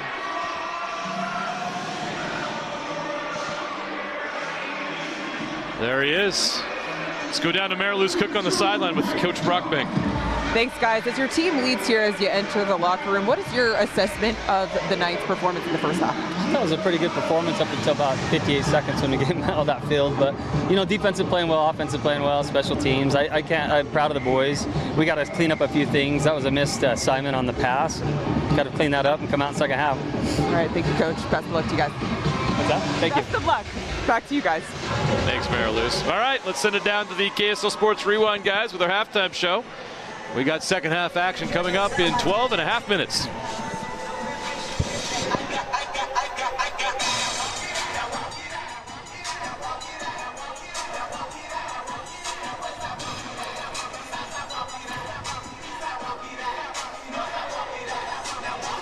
Welcome in Rice-Eccles Stadium, halftime of our second 6A semifinal. Dane Stewart, Jeff Hansen, Landon Goff, Moose Bingham with you. And an impressive first half, guys. We had questions around the quarterback play. Those questions been answered really by both sides today. Absolutely. It's been amazing. And another thing, saying me as Landon Goff, I wouldn't be surprised if Landon Goff was here right now, gosh dang it. Dude was punting. He was returning kicks. He was doing everything. He was causing interceptions. I was like, this game, Goff, darn it, I love this thing. He's been really good. I don't have as much enthusiasm as you, but he has been really, really good for Lone Peak. Dan, to your point, quarterbacks. We talked about these two quarterbacks, which one was going to make the mistake, and really only one big mistake, and it was that interception by Sweetwine. But otherwise, these two quarterbacks have played really, really clean football. Yeah, we'll get there. You see Sweetwine had the first touchdown run. I love this response from Lone Peak, and I love the trail, right? Number 4, I don't know who that is. It's probably one of the Mayberries, but this is Landon Goff, to your point, on the return. But you had a trail there, too, that I think maybe set that special teams up a little bit, maybe made the kickoff coverage a little tough. Oh, it was one, so that is a Mayberry. But Goff, what a return here. He had a monster first half. Yeah, Goff, he's hit speeds of over 21 miles per hour this season, returning kicks. The kid runs a sub 10-700. He has been phenomenal all year, but I've been really impressed with quarterback play and the defensive play as well. Right there, popping the ball out, Mayberry doing his thing. Mayberry is one of the most elite safeties in the state this year, and he proved it once again with plays like that, knocking the ball out. You love to see it.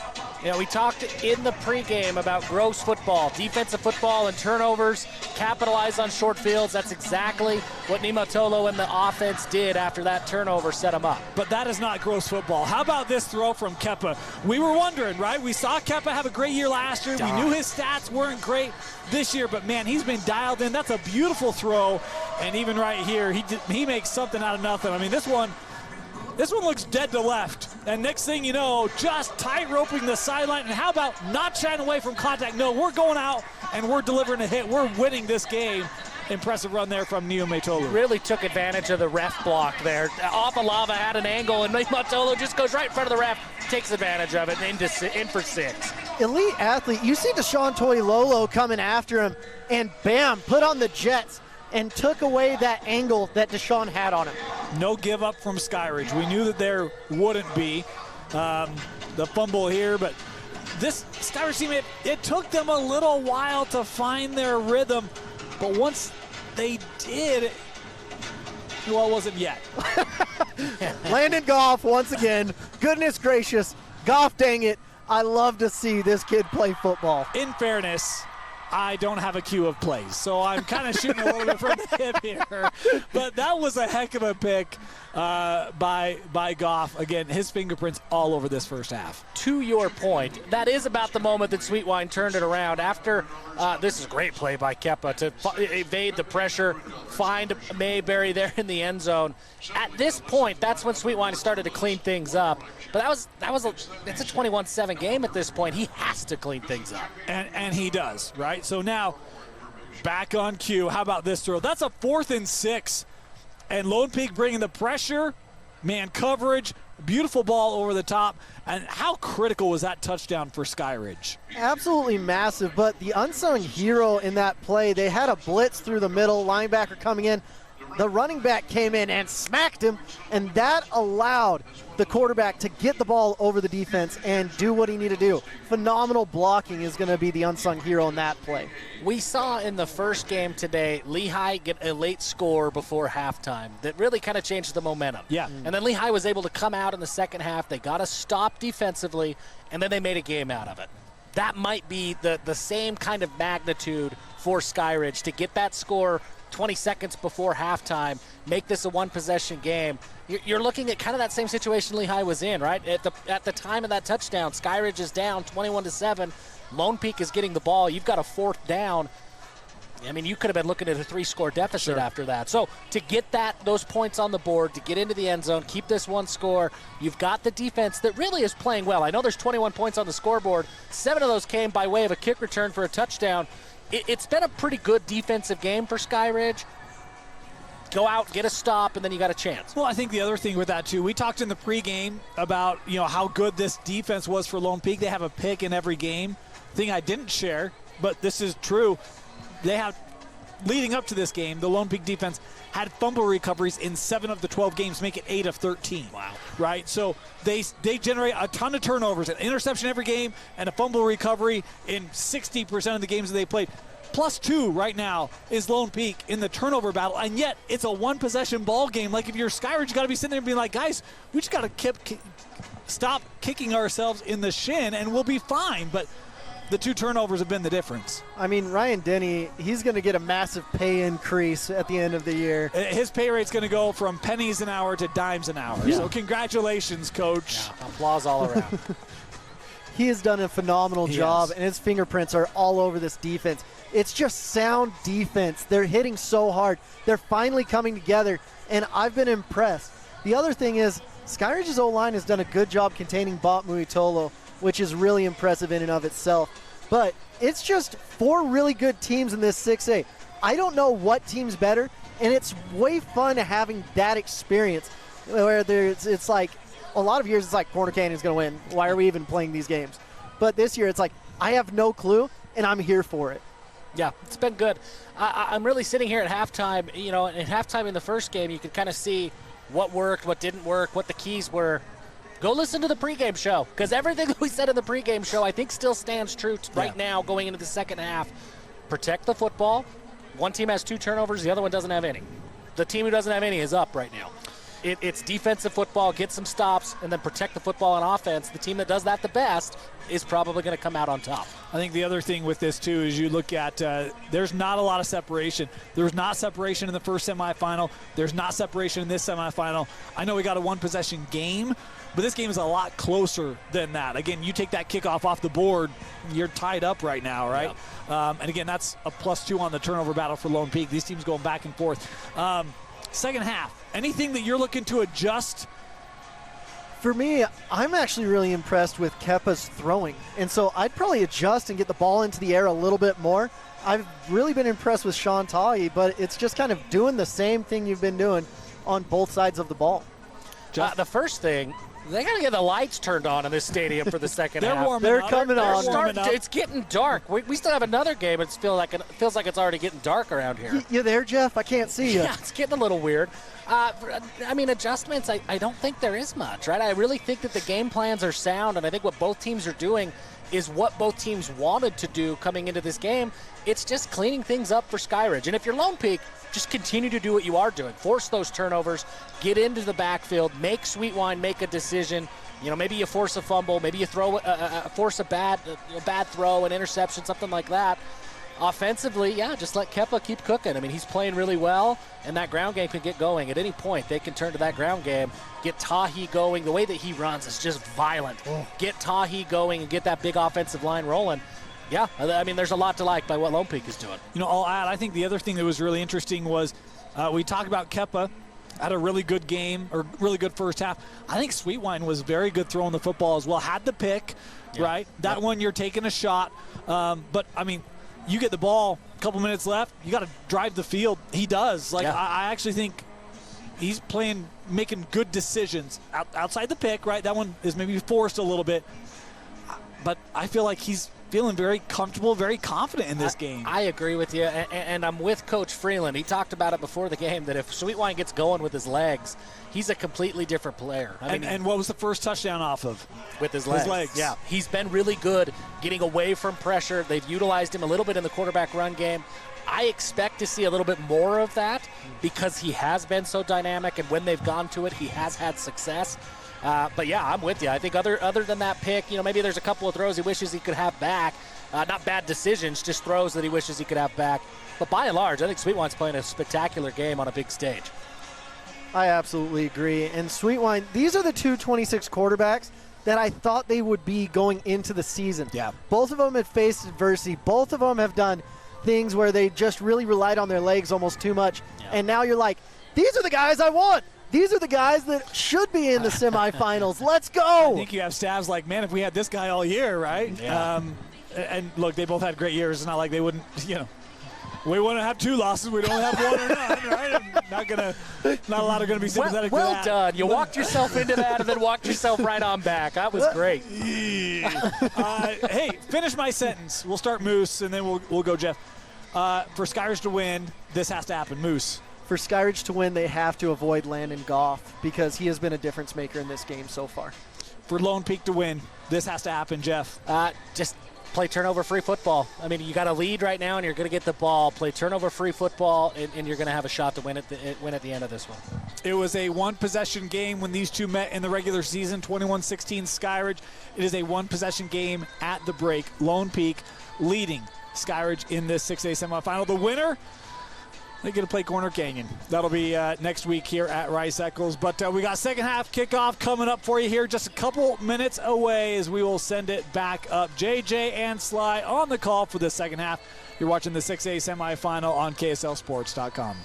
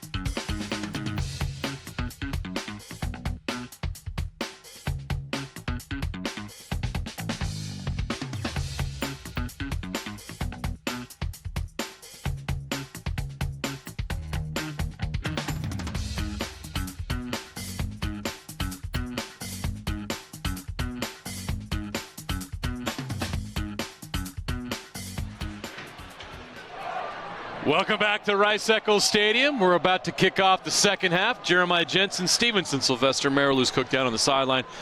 Sly, first half, not what we expected. I thought it was going to be a grudge match because the first game was really physical and dominated by the defense. Very explosive game here in the first half. Yeah, no, yeah, I did think it was going to be a low-scoring matchup, but this has turned out to be absolutely awesome. I'm very excited for the finish. Again, this is another one of those games that it could go either way. Skyridge started off great.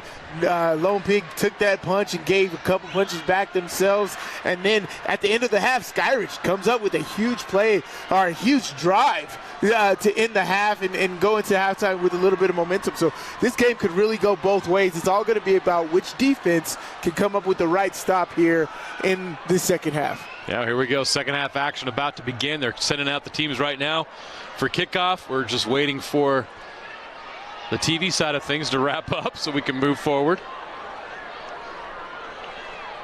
Again, Lone Peak will get the ball first. We'll see if they can take advantage of that. We talk all the time, Sly, about the importance of the last 4 minutes of the first half and the first 4 minutes of the second half. And yeah, this is why you defer to the second half, so you get a chance to take advantage of that. Lone Peak will get that chance, although Skyridge with the big, huge touchdown, not only because of the way it was done, but just the importance of getting 6 points in that moment with that much time in the game. Going to halftime with a 21-7 deficit with Lone Peak getting the ball first to start the second half would have been pretty tough for Skyridge. Yeah, and they made it happen. So it was significant for many different reasons. But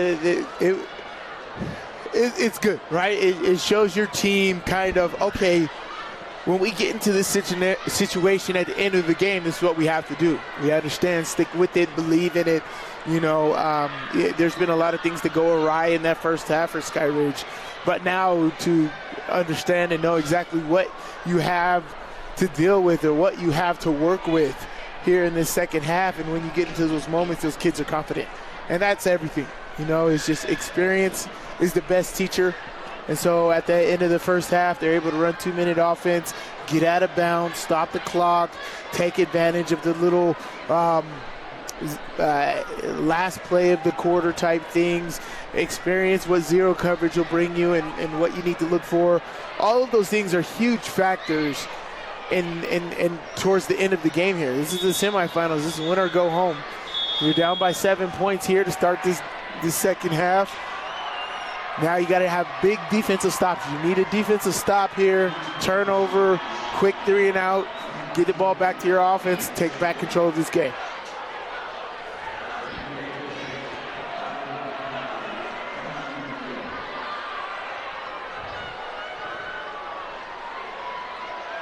Skyridge will kick to open the second half. Lone Peak will receive.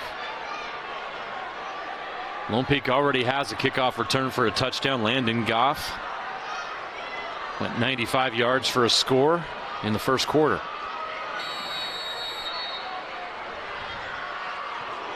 Another kick that can be returned. It's a short kick, and it's handled at the 20. Mayberry tackled quickly. Great tackle. Good job on special teams.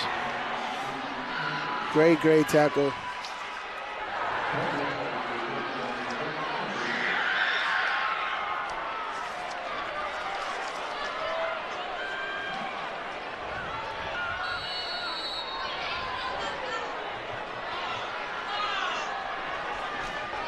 First and 10 from the 27 for Lone Peak.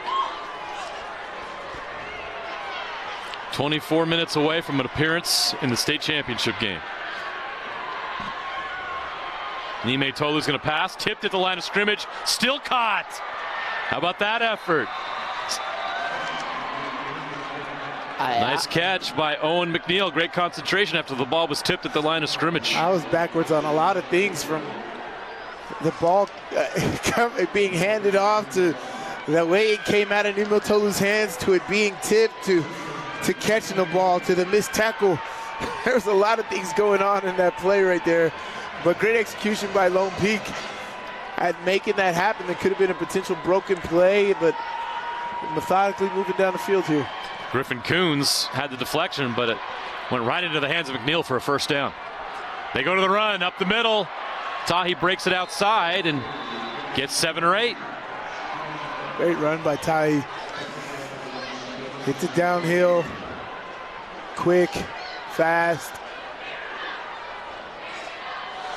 Gets in there and gets as many yards as you can on first down, and this is great, right? Like, this is now 2nd down and 2, right? Open the playbook. They have no idea what's coming. Play action, fake, deep shot here. Get a speed receiver in space. Take that slot receiver all the way deep post. Tahi gets to the outside, up the middle now. Great run all the way down into Skyridge territory. He's finally down at the 33-yard line of Skyridge. That was a 20-yard plus gain. Yeah, open that playbook. That is amazing. Great job right there by Tahi. Great vision, making that happen.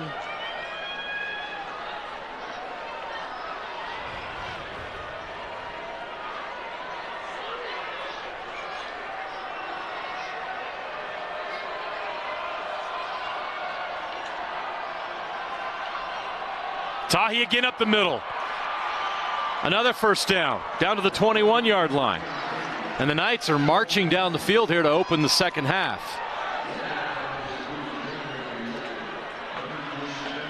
Beautiful. That's great. They're taking up clock. They're running the game. When you run the ball this effectively, it allows your passing game to come in right after. The play action fake, all of those things are going to come into play at the end of the game. You get your defense to have to worry about so many things. To the end zone. Staley has a chance. No. Oh my God, he caught that. Caught it. He caught that. He caught it. He caught that. Ike Staley with a touchdown. How did he do that? Oh my gosh. We got to see this again. What a catch for the touchdown. Incredible. 21 yards for the score. Lone Peak took a shot. Nime Tolu to Ike Staley for the touchdown, and Skyridge is stunned. I mean, I'm stunned. That was You can hear the reaction of the crowd watching the replay on the big screen here in Rice-Eccles Stadium. How did he do this? Again, we talked about it, right? Take advantage of your mismatches. 6'5" on 5'11". I'll do that. Oh my gosh. I think this is one-handed grab. Pull this in. He goes two-handed over the top of the defender. Just amazing. Great 7 route right here. 2 hands to 1 hand. Wow. Just you great can't body defend control. it any better. Yeah. I mean, what can you do? But as a defender, if you're afraid of your opponent's speed or size, you got to play the breadbasket. Don't try to do anything else. Play the breadbasket, because at the end of the day, they catch the ball. That's it. But if you get them to not catch the ball, you can win the down. And but just great hands right there. Sad part is, as a defender, you don't know where the ball is going to be placed. It's a very vulnerable position as a defender. But again, that was just great execution and great athleticism by Ike right there. Ike Staley with a tremendous catch in the end zone, putting Lone Peak up by 2 touchdowns.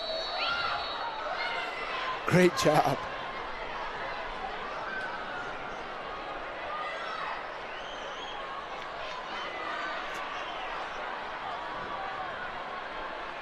Skyridge will try to answer back. Sweetwine out in the flat as they begin this drive from their own 20-yard line. 28-14 Lone Peak over Skyridge. It's crazy how teams could play each other twice in the same season and the games look completely different. Right. Well, that's what we're seeing here in the rematch between these two teams. Bitter Region 3 rivals. Schools just 4 miles apart. Well, you heard the student section. Players feel the same way. Oh, yeah. Almost Did he not intercepted. catch that? Oh. He cut in front of that ball. Toa Tanavasa almost had this. Watch the way he cuts in front of this ball. Great defense right there. Tracked him across the field, undercut this football. I thought he got it. He ran the route like it was for him. I thought he caught the football right there. It's his second opportunity for an interception in this game. It's 3rd and 8. Pressure mounting for Skyridge. Sweetwine over the middle. Catch is made. That'll help. Out to the 35-yard line for a first down.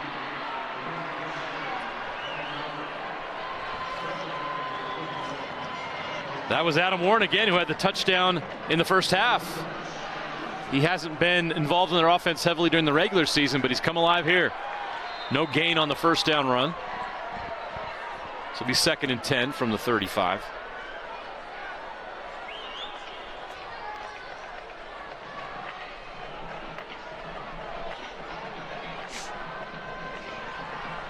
Game's still not out of hand. Just stay in control. As I said, the defense is going to have to make some plays on both sides. They got multiple people on the line of scrimmage here. It's QB run game. The reverse sniffed out. Great play. Great job right there. Junior Tahi gets the TFL on the attempted jet sweep. The Tahi brothers are killing it both offensively and defensively. Junior Tahi, of course, had that interception on the second drive for Skyridge. Sweetwine's going to run. Quarterback keep to the 40. He's got a lane outside. Sweetwine's got a chance. Can he outrun the secondary? He cannot. Landon Goff runs him out, but not before he gets a huge gain all the way down to the 22-yard line in Lone Peak territory. Great play call right here, but even better speed. 45-yard run. Speed to the edge right there. Get your QB out in space. See who can catch him. 1st and 10 from the 22. He's going to keep again this time. Right up the middle, still running down inside the 20 to the 15.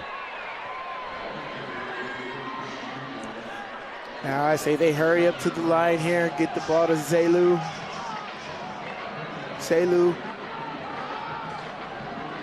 Keep the Lone Peak defense on their heels. Zayden Selu up the middle. All right, I think up to the 8. The tempo right now is starting to get to Lone Peak. Got hands on hips.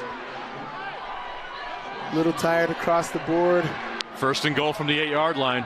They're going with tempo here. Sweetwine. Handoff. Selu up the middle. Fighting for yards inside the 5. Down past the 5 to the 4-yard line. They'll mark him just north of the 5-yard line. Yeah, get on the back of this offensive line and make things happen. Wow, Lone Peak's got to take a timeout. I tell you, hands on hips, every blade of grass. I understand Coach Bachbank's decision here, but yeah, these timeouts are going to be extremely valuable at the end of this half. We were talking about it all first half, and it's going to come down to that here. 6:15 left in the 3rd quarter. Lone Peak with a 28-14 lead, but Skyridge is in the red zone. They've got 2nd and 5 from the 5-yard line. I should say 2nd and goal from the 5-yard line. What a response here on this drive. Sweetwine is racking up the yards in the run game.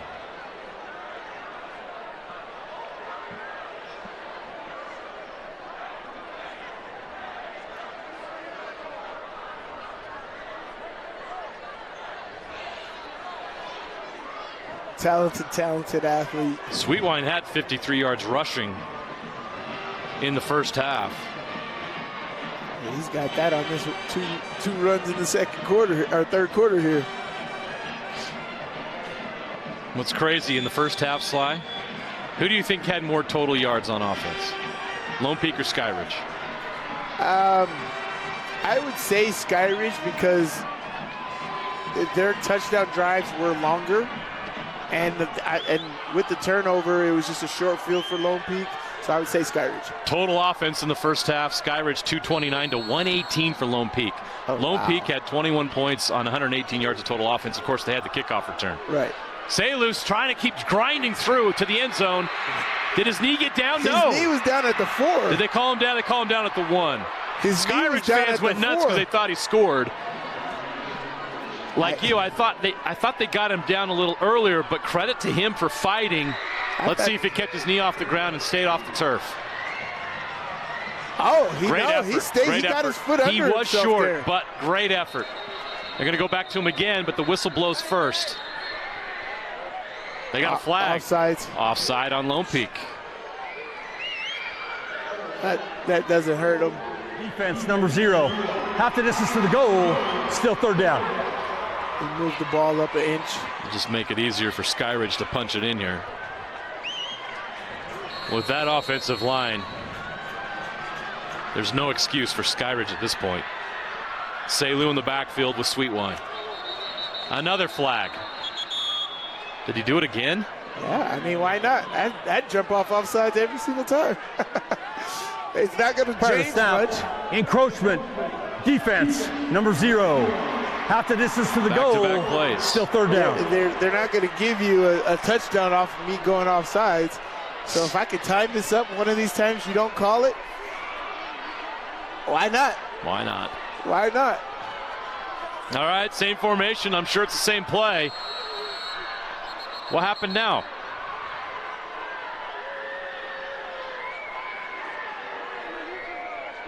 The offense go too early? That would be devastating. It's not a flag this time, but you could go back. The officials didn't wind the clock yet. Well, you know what play they're running. At this point, they're just trying. The offense is saying, "Try and stop this." Right. This offensive line is so dominant. Sweetwine, Salu, bot try, but he didn't get there. Touchdown, Skyridge. Zayden Salu. Now you know why Bot Mulatalo was jumping off sides twice. Yeah. He almost got home. But here's the thing. Jaden Mayberry had him in the backfield. Yeah. He had him in the backfield right there, and he whiffed. Salu's not the tallest, hops over him. You had your opportunity coming off the edge right there. You crashed everything down. You got him stocked up. But like you said, those 2 encroachment offside penalty, didn't do nothing. Irrelevant. Yeah. But in the end, Skyridge gets what they wanted. That was 6 points. The extra point is good. And now they're back within a score in this 6A semifinal game. Yeah, as you said, it's going to come down to, can they get a stop? Can they get a stop today? Or can they get a stop here in the second half? The Skyridge defense. The Skyridge defense needs to get a stop in order to keep themselves in this football game and possibly take this lead back.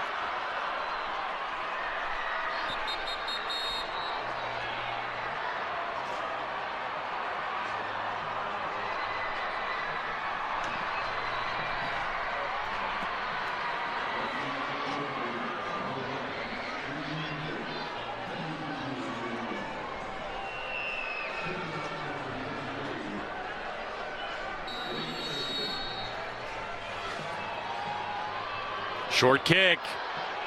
Live ball. They got it. Tahi out to the 40. I love that. There's just guys who are just waiting for an opportunity. If you're a defensive end, you dream for a chance to run a kickoff return. He got it.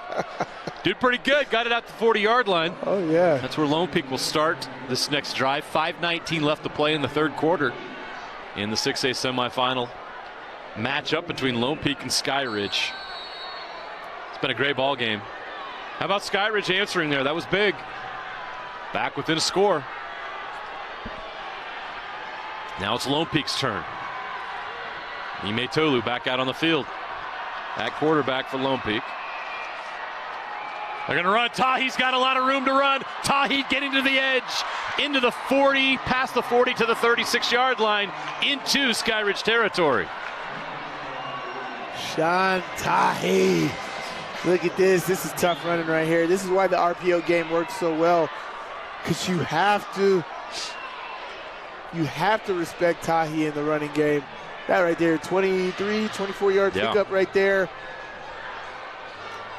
Just terrific running, straight downhill. 24 yards to be exact. 1st and 10 from the 36 of Skyridge. The Knights are rolling again on offense. Tahi again. Tahi's got a chance, trying to get to the edge. He's got a lane, and he falls down at the 12 or 13-yard line. That does not look good. He's injured. Oh, no. Oh, no. That's not good. You can see his leg give out as he tried to get to the sideline. Yeah, his leg just gave out here, right? Yeah, right before that. Oh, there was a short little gallop, and yeah, oof. That's a shame. Great run there. 2 big runs on that drive. Let's hope it's not serious. Just pulled up right there. You see it. Yeah. Oh, man. 4:35 left to play in the 3rd quarter. Lone Peak leads Skyridge 28-21 while the attend to Tahi will take a break. We'll be right back. Feeling hurt? Uncomfortable standing, walking, or running? Salt Lake Running Company offers free custom shoe fittings. With an assortment of functional footwear and inserts, we've got solutions to help you have your best workout, work day, or work escape. For over 25 years, SLRC's award-winning customer service has helped people find the perfect personalized fit that keeps them comfortably moving. Visit us at one of our locations along the Wasatch Front or shop online at slrc.com today. From commercial to recreational truck accessories, Mountain Land Truck Outfitters has got what you need. Flatbeds, spray and bed liners, lifts and leveling kits, wheels and tires. Mountain Land Truck Outfitters proudly uses a brand you know and trust. And with our experienced, knowledgeable, and friendly staff, your visit here will be informative and enjoyable. Stop into our convenient location in Provo at 265 South 100 West or call 801-225-4637 to get a quote for your fleet or individual truck. Mountain Land Truck Outfitters. At UCCU, we'll provide you with a low-rate line of credit that makes it easy to access the equity in your home. So you can finally finish your basement and raise the value of your home. Or pay off your credit cards and get out of debt faster. Nice. Or simply enjoy the peace of mind that comes from knowing you have a low-rate line of credit ready for a rainy day. To learn more, visit uccu.com or stop by any branch. Your car carries you and those you love through the days and years. It deserves the best care you can give it. At Burt Brothers, we can help with that. We've been doing it better than anyone else since 1991, and we'll keep doing it to get you through all the important moments on life's roads. Because cars are more than how we get from here to there. They're how we get from there to here. Back to the action. Tahi walked off on his own power. We hope he can get back in the game. They go back to right now in the run game. Not much there. He gets back to the original line of scrimmage. Tahi is being seen down on the sideline. Number 23. We'll keep an eye on that for you. Because he had taken over this game with his ability to run and pulled up with a non-contact injury. 2nd and 12 from the 15. Lone Peak. Nime Tolu in the pocket, throws over the top. Oh. Even Ike Staley couldn't go up and get that at 6'5". Right, Ike Staley's a big body, and that was a high pass. He got the pressure in his face. That was a good attempt. I mean, if there was anybody that was going to catch that, it would have been Ike. And, he didn't. It was overthrown, so he didn't give it an opportunity. But if it was slightly bit lower, it could have dropped right in the breadbasket.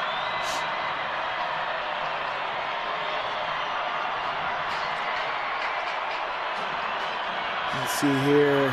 They're going to shift here. Call timeout. Yeah, Lone Peak's gotten really free with these timeouts. One left for the game. You got the lead. Your timeouts are so valuable in the second half.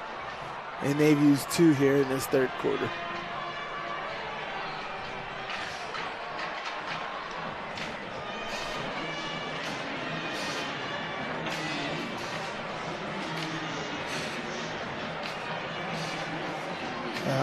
Wonder what confusion they could have had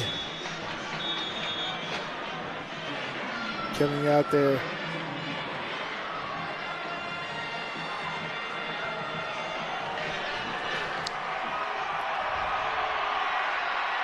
.345 on the clock here in the third quarter.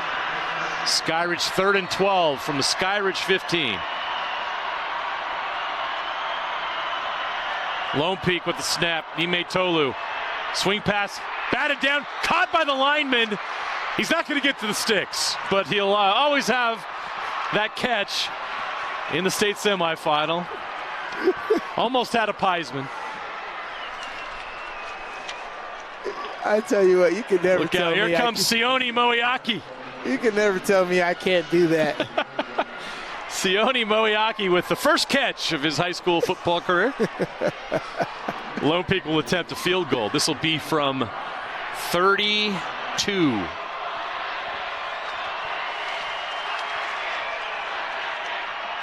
The hold's down, the kick is up. No good. Wide right. Skyridge holds. It's still a 7-point game. They could not get points on that drive. Skyridge with a big defensive stand. That wasn't even close. Brecken Carr goes wide right, and Skyridge will take over at the 20. That sucks because now you just wasted that timeout. That timeout was really for nothing. Lone Peak has 1 left. Skyridge has all 3. That's going to be a very important timeout, too, I'm telling you. Big drive here for the Skyridge Falcons. Down 7. 3 minutes left in the third quarter. But a chance to even the score. And what a fourth quarter that would be. Sweet Wine is going to keep. And he's going to go down quickly. Gets a yard out to the 21-yard line. This Lone Peak defense has been good.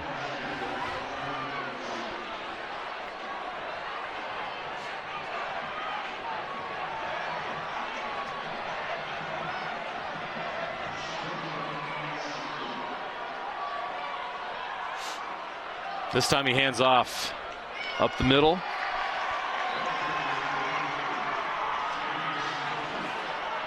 Selu with the carry.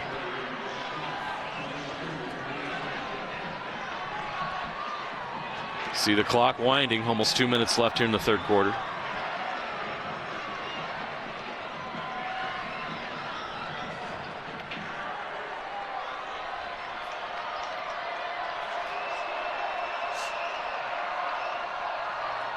Sweet Wine, he's in trouble, gets out of the pocket for a second.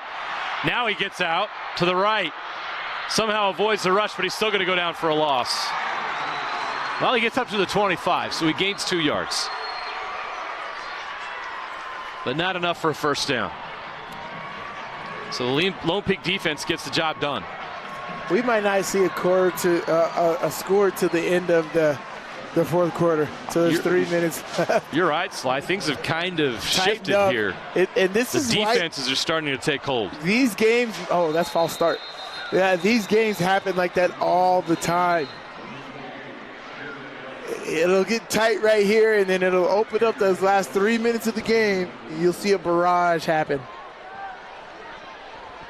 But great defense on both sides by Skyridge and Lone Peak. Prior to the snap, encroachment, defense. That's a first number down. 25. 5-yard penalty results in a first down. The drive stays alive. Big mistake by Lone Peak gives Skyridge a first down. Had the umpire doing false start.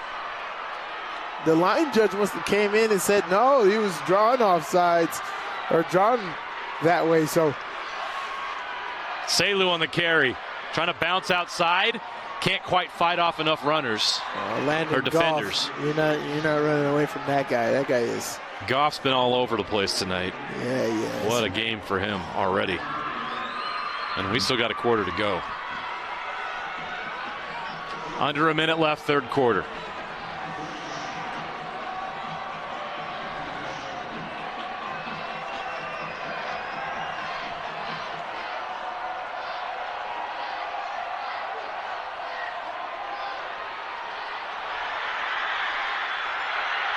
Nice run. Skyridge starting to get some momentum. Jared Iacopo.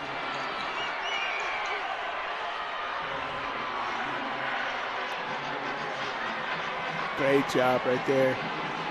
Great tough running. Get every yard you can right there and ended up getting more.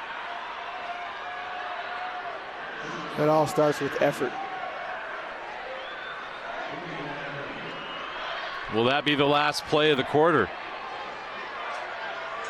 We'll get one off here. Gotta go. They do get one off. Here we go. Nothing there. Sweetwine wrapped up for a loss. The Lone Peak defense with a group of tacklers takes down the Skyridge quarterback for a loss, and that's how the third quarter will end. Saddle up. We got one heck of a ride coming your way here in the fourth quarter. 12 minutes away from one of these two teams moving on to the 6A state championship. Lone Peak leads their rival Skyridge 28-21. Before we head to the fourth quarter, let's head down to the Skyridge student section. Hey, how did Mary Luz get in there? She actually begged a security guard to let me through an area where she was not supposed to go. So thankfully he was very kind and they let me into the nest. That's the name of the student section. We're with Andrew, Caden, and of course the other members of the nest as well. Now it seems like you've got a little bit of competition here for a loud and rowdy student section, but what do you think makes the nest elite? We're the best in the state. Yes, sir, we're the best. We're the best in the state. Let's go. Caden, what do you think it is about this student section that makes it the best in the state? The intensity of the students, you know? You guys played this team, Lone Peak, earlier on in the season, and Skyridge ultimately was able to win. You both told me that you were at that game. What do you remember, and how is this one, just in terms of the intensity in the student section, how do you think it compares? Well, we have a lot more fans here than we did because we were away that game, and everybody showed up. We showed up, guys. Let's go. We're here. We're here. A very hype student section indeed. Caden, Andrew, thank you so much. Thank you to the Nest for letting me in here. I'm not even wearing orange, so I'm so thankful to be in here. Back to you guys in the booth. We couldn't see you, Mary Luz. You weren't wearing orange. I know. I don't belong in here. Have to get an orange vest. The Nest is like buzzing tonight. They're buzzing. They said thank you. Very polite over here. I bet they won't be polite here in a minute. Yeah. As long as they're polite to us, that's all I care about. That's all we care about. Thank you, Mary Luz. The fourth quarter about to begin. So there you have it. Hey. I thought the best student section in the country was Lone Peak, but we just found out that the Nest is best. They stole, right? They said they want to be just like us. They're copycats, okay, right? So it's like, who's the real? It's like the Sting taking off his mask, and he's still Sting, right? We're the best. That's all that matters. Not sure who won that debate. They both claim to be the best. Oh, my gosh. I love it. I love it. I love this game. This is fun. 15 weeks of games leading up to this point in the season. 10 regular season games. I should say 13 weeks. 3 rounds of playoffs, 15 total by the time we're done, to determine a state champion. These two teams worked hard all offseason for that opportunity, and now we're 12 minutes away from one of them getting that opportunity. Here we go, fourth quarter. Selu, reverse. Near midfield, not enough for a first down. So it'll be third and short. Well executed play. Sweetwine getting out as a blocker. Yeah, he's in the way. Get out of the way, quarterback. Iakopo Malafau on the carry.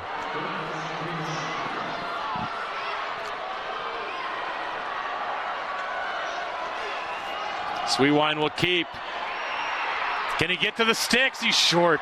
Oh, wow. He's at midfield, but he had to get to the 49. Decision time. Tough decision here. Do you go for it, or do you pin them down on their side of the field? How much do you trust your defense at this point? I mean, defense is rolling right now. They're doing great. You know, I extend this drive. I give them more. They're going for it. Oh. And Lone Peak gave it to him. Oh. Discipline with that has been a problem all half long. That's been the same thing that the Steelers This is the did to fourth the offside penalty. Encroachment, defense, number 0, 5-yard penalty results in a first down. But that's on the captains on the defense. Yeah. They have to yell out, watch the ball, watch the ball, watch the ball. Sometimes some people still won't watch the ball no matter how you say it. But there needs to be an overwhelming, resounding voice that is saying, watch the ball on fourth down and short. Screen. Can't go under the screen. You got to get on the outside and turn it back in. Just short of the sticks. They'll mark him down at the 38-yard line. They had to get to the 35 for a first down, but that'll set up a 2nd and 3. Jared Iakopo with the catch and run. They go back to him here, and he's got the first down in the middle of the field. He's down to about the 32. So first down for Skyridge. Twice on this drive, Lone Peak bailed out Skyridge, jumping off sides on 4th and 1. The first time on a punt, this time when they were going for it on 4th. Ooh. That almost went the other way. Who was that, Hanson? It was a Mayberry, number 1. Let me see the replay. Got their hands on that. That was close. I think Mayberry came up and almost had it there. Yeah, it's Mayberry. Great hands, great recognition right there. Just a half-second quicker and possibly picking that off for 6. Skyridge will now have 2nd and 10 from the 32. Receiver screen. Coughlin down to the 28.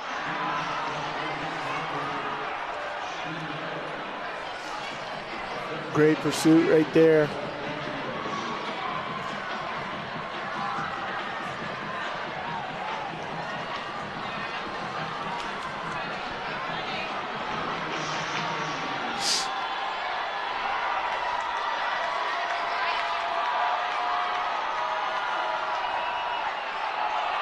Delayed keep, not going anywhere. Lone Peak bottles that up. Down at the 30, it'll be a loss of 2, so it'll be 3rd and 8. Sweetwine had nowhere to go. Great job there by Jackson Bivens. His D tackle position. Gets in there, stands up his offensive line block. Makes nowhere for Sweetwine to go. Makes the sack. Sweetwine in the pocket. Looking over the middle. Incomplete. Could not bring it in. Great defense. It'll be 4th down. And this time Skyridge will line up for a punt. Get all the way down to the Lone Peak 30, and the drive stalls. Great job by the Lone Peak defense. I think that was 4th down. Was that 4th down? Yeah. It was. It was 4th down. So Lone Peak takes over on downs. How about that? I'm sorry. I read the scoreboard wrong.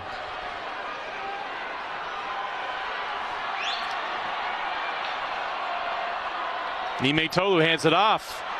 He's got a lane. Sam Wright.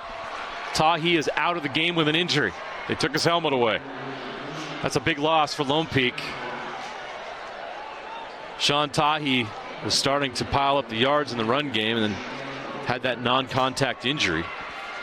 Yeah, he was definitely in a groove. That is for sure. That's the thing, whether you're on grass or turf, don't let people try to change the narrative. Grass or turf, that can happen. It's very weird. It's one of those really hard things, but he felt it instantly. Hand off to Wright. Oh. Close to the sticks, just short. They'll mark him a yard short. I think that's a good spot. He's literally a half a yard short on this here. He needs to get to the 40 plus, the plus side of the 40 to accomplish that. He's at the 44.5 yard line. Lone Peak's trying to grind the clock. Under 8 minutes to play. We're coming up on 7:30 to go. Knights protecting a 7-point lead against their rival. Another handoff right. He's got the first down. Not by much, but he's got it. And that will keep the clock running. Skyridge does have 3 timeouts. They don't have to use them yet, but it's getting close. Lone Peak's going to take their time.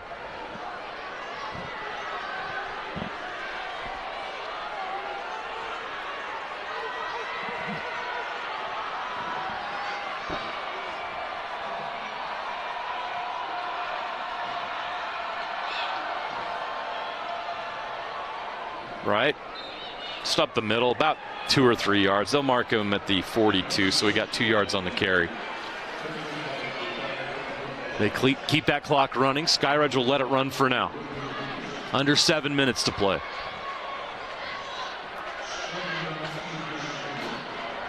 He's second down and 8 from the 43. Their own 43.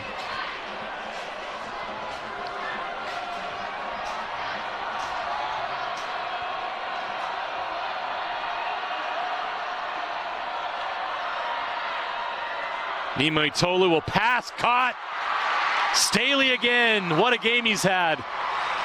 Big first down there, down to the 45 of Skyridge. He's taking some hits too.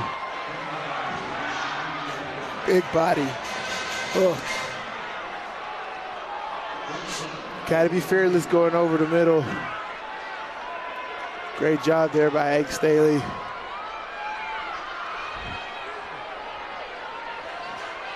Clock moving, under 6 minutes left. More right. He's not going anywhere. Skyridge bottles him up. They'll give him a yard. Down to the 44-yard line. When would you start using your timeouts if you're Skyridge? Oh, they got a couple minutes. They get closer down to 3 minutes. You know, honestly, I could use them here. If I stop them here on third down, I would use one. But that's me. A lot of people wouldn't start using them until you're inside 3 minutes or close to the 3 minute mark, so 3:15. But that 3 minute is the gauge. 2nd and 9 from the 44. Nimai Tolu passes, incomplete. That stops the clock. Why are they passing? They don't even need to take a timeout with that. Now, like you say, you run the ball, you get 2 or 3 yards. Now it's 3rd down and 6, 3rd down and 5. Yeah, I didn't like that. Clock stops. Your 3rd down. I'd run the ball again. Run the ball here. Make them use a timeout. Punt the football. Nimai Tolu passes. Catch is made. Short of the sticks. Clock will run, but it's 4th down. Yeah. Imagine them running on 2nd down there. And then getting that play on 3rd down. That's another first down. Fresh set of downs. Now I believe you should punt the ball here. Punt the football. I would try to draw them off sides. I try to draw them off sides and take a delay game. They're going to kick. They're going to attempt. They're lined up to attempt. It's smart. I mean, if a 56-yard field goal. It goes to touchback. It just goes to the 20. Yeah, but they got a returner back there. Smart. Keep an eye on that. Being Ed Reed. Now they're definitely not going to kick. Did they delay a game? Delay a game. Yeah, now it's a punt. Now you got a punt.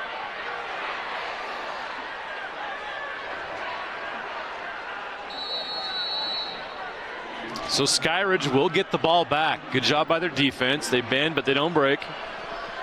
Still down 7 with 4:13 left in the game. Oh, the punt is deep and goes into the end zone for a touchback, so it'll come out to the 20. Ends up being a net of 24 for Lone Peak.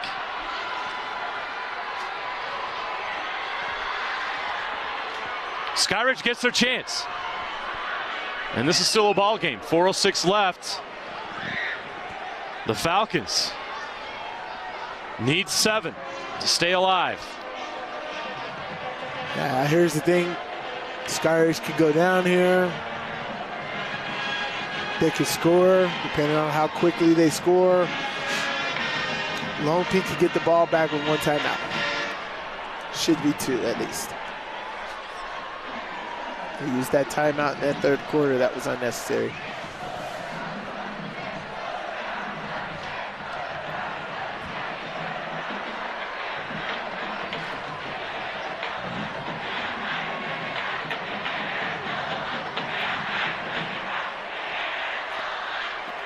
We're the best. That's all you need to know. The nest is the best. Or is the nightmare the best? Nightmare versus the nest. Why are they both ends? They both start with N. Somebody's copying somebody. I don't know what is going on. Got a student section rivalry going on. I love it. I love the student section hype. It's like you're getting these kids ready for college student sections. I've been in a student section before. I know how to act. Crazy. Just act crazy. We'll get it done. All right, the teams are ready. Timeout is over. Here we go. Saddle up. 4:06 left to play.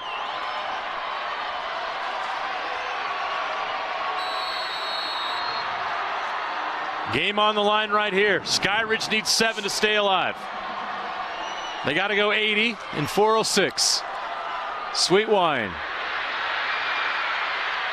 QB run game working all day. He's the leading rusher in this game. He's well over 100. Well over 100. That'll move the chains.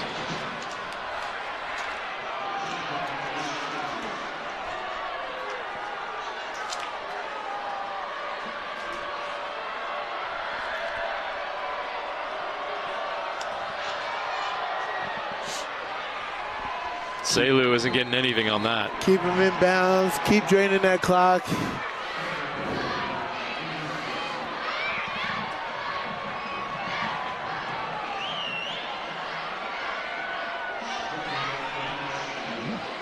They'll place the ball at the 32, so they'll give him a yard. 2nd and 9 from the 32. 3:30 left. Skyridge is in no hurry. 3 timeouts. Calm, cool, and collected here. Sweetwine's going to hand it off. Nothing there either. Calling plays like they're in the lead. I don't understand that. It's pretty conservative. Yeah, I don't understand these play calls. They're calling it like they're in the lead. You know, it's 3rd down and 7. Like, what are you doing? They got to throw here. Well, yeah, and here's the thing, Under too. 3 minutes. I know you're in 2-down territory, but, like, you have 3 timeouts. You could be aggressive on other downs. Sweetwine's in trouble. Gets out of the pocket. Now he's going to throw it up for grabs. Bad. Comes back to get it. Incomplete. Do I see a flag? Oh, late. There is a flag. Oh, so late. They get the call. Lone Peak can't believe it. Oh, I don't know about that. Keppa doesn't like it.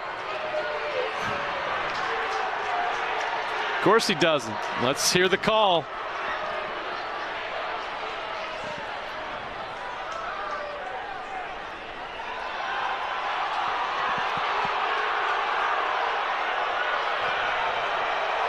Pass interference. Defense. Number 33. 15-yard penalty. Results in a first down.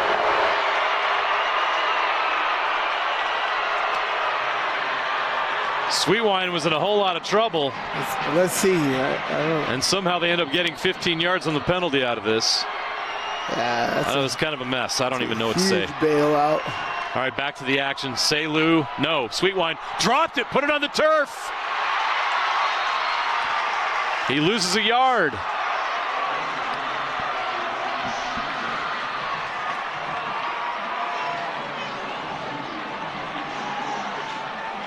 Cooper Stosic. He's lucky he maintained possession. We're coming up on 2 minutes. The clock is melting. From their own 48, 2nd and 11 for Skyridge. Selu fighting for yards.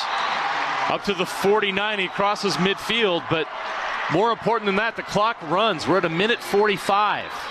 Gotta go, as I said, they 3rd and 8, they do have 3 timeouts, but we're in a 3rd and long situation now.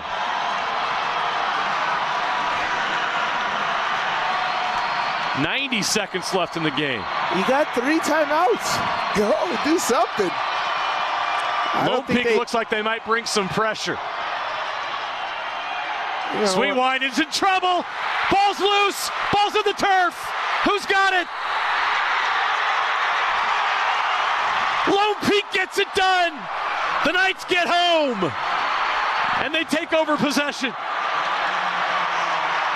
Bot Mulatalo. I think that's Tahi with the sack. Junior Tahi with the pressure. As I said, Skyridge is being extremely conservative, very patient for no reason. Tahi with the sack. Mulatalo with the fumble recovery. It's a strip sack that's going to clinch a spot in the championship game for the Lone Peak Knights.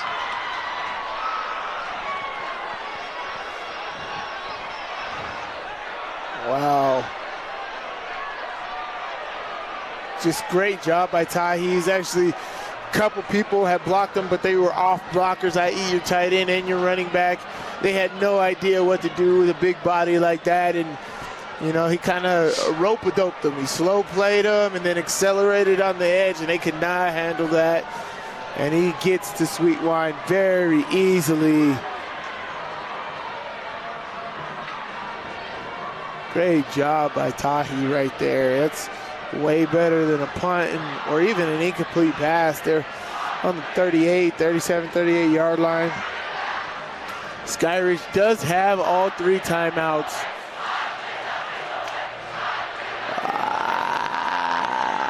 So they're going to get the ball back. Unless, you know, Lone Peak could want to kick a field goal. They just tried a 56-yard field goal? Or they were going to try a 56-yard field goal. So I'd kick a field goal instead of punting it from here too.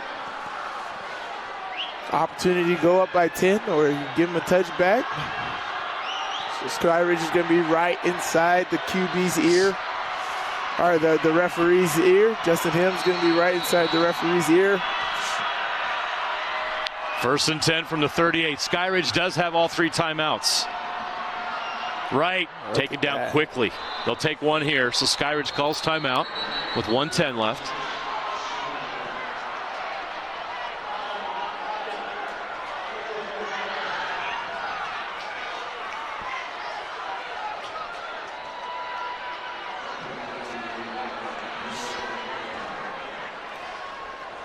Great ball game.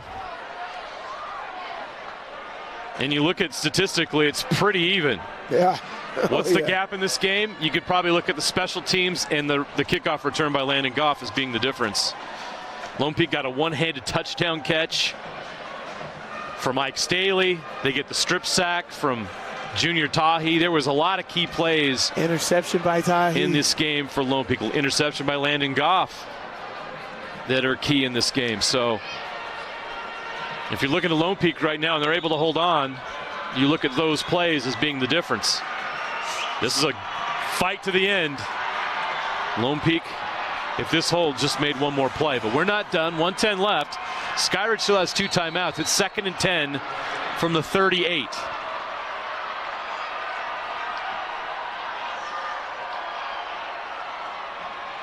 Keep. Keppa. Not much there. It's going to lose a yard.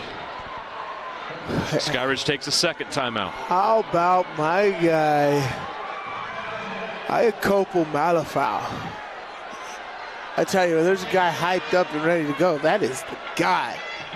He is making a lot of plays right here. In fact, backing Skyridge up even more.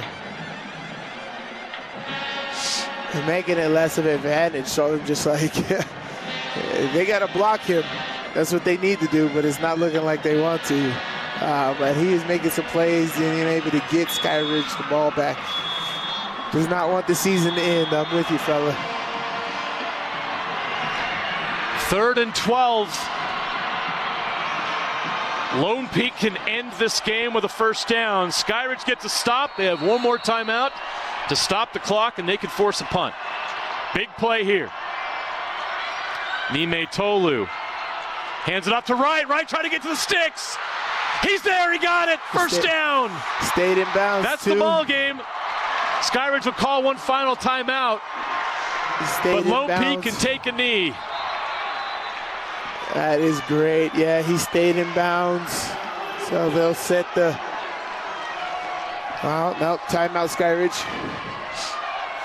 But that is the game. How about Sam Wright? Coming in for Tahi. Coming in for an injured John Tahi. Able to get the 1st down that they badly needed to get to the 6A state championship game. And we're a couple knees away from a rematch between Corner Canyon and Lone Peak. The Knights, the only team to beat Corner Canyon this season. That's going to be a rematch. Lone Peak gets their they get back against Skyridge here too tonight. I know that was a tough battle early in the season, but they end up making it happen here at Rice-Eccles Stadium, which is what everybody wants. Yep. Lone Peak won the one that mattered. Nime Tolu takes a knee. One more. And he'll just need one more. The Nightmare, you're going to get out of school next Thursday too. Get ready. You're coming back for the 6A state championship game. Next Friday. Nightmare Fridays. Is the 6A state championship on Friday? All the 3 championships are on Thursday next week. Oh, I thought it was Friday. Thursday championships next week. Gotcha. That's it. The Knights can celebrate. Lone Peak's going back to the 6A state championship game. What a battle here tonight on the turf of Rice-Eccles Stadium. 2 rivals gave it all they had. In the end, Lone Peak comes away with the victory. It's final, 28-21. Lone Peak defeats Skyridge in the 6A semifinals. They will move on to take the Corner Canyon Chargers, the defending 6A state champs, for the 2024 6A state title.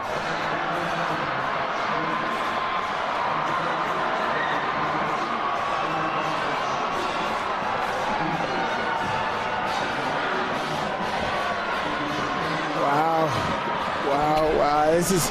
This is always the hardest time of year. You know, there's finality for some. Yeah. And it's heartbreaking to watch.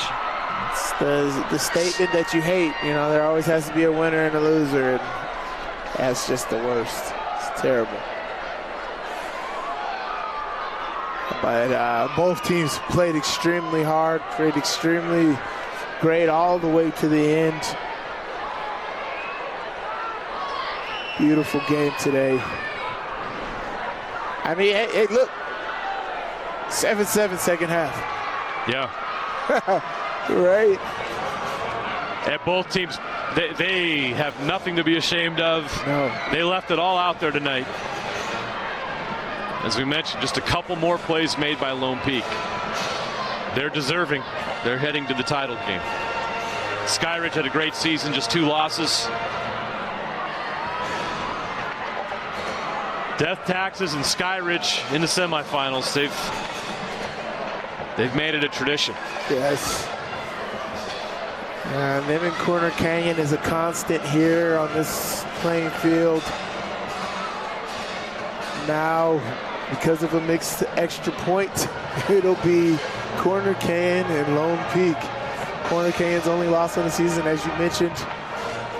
It'll be a tremendous matchup. I can't wait.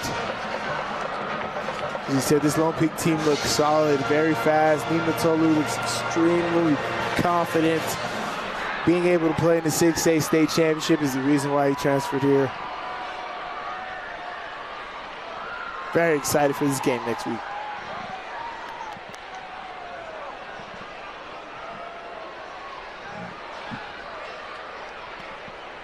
We'll hear from a player here shortly. We got one more game here coming up tonight, and we'll have it exclusively here on Game Night Live on KSL Sports. Ridgeline will take on Spanish Fork in the 4A state semifinal. You see the respect all those players on Lone Peak have for Malafau. Oh, yeah.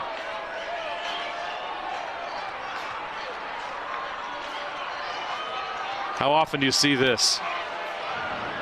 Oh, well, you know, it meant a lot to him. He played his heart out tonight. He's a senior, so, you know, the finality of these games is tough. It's hard for a lot of people, and especially guys that give their heart. And as an athlete, you always respect the opponent. You know exactly what they put into this because you put in the same thing, man. So it's the beauty about this competition sports, man. Respect your rivals, respect your opponents. There's athletes all over the place. It's great. Let's go down on the turf. Marilou standing by with one of the most valuable players of this game for the Knights. Hey, Kepa, Lone Peak was able to get revenge against Skyridge, able to win the game that really mattered. Now heading to the state championship, what is the feeling for you? Damn. I don't even know. It feels great, though. It feels great. You know, we've been working. We've just been working. So we had this game circled. We was waiting for an opportunity to play them again, and, you know, luckily we got it. So, yeah. How much did the opportunity to get revenge play a factor in your mindset heading into tonight's game? I think that was the biggest factor. We went into this game with a chip on our shoulder. You know, so I don't know how to say it, but yeah. You know the team that you're going to see next week, Corner Canyon, a team that you've had success against. So what kind of confidence does that give you heading into the state championship? We got a lot of confidence going in, but, you know, they're still a great team. They got some injuries, but, you know, we just got to take advantage of what we've been doing all year and just get after it. To describe the season that this team has had so far to this point, to put it into words, what would you say? Damn. Damn, that's a hard question. Wait, say the question again, my bad. To put into words what this team has been and what they've represented this season, what would you say?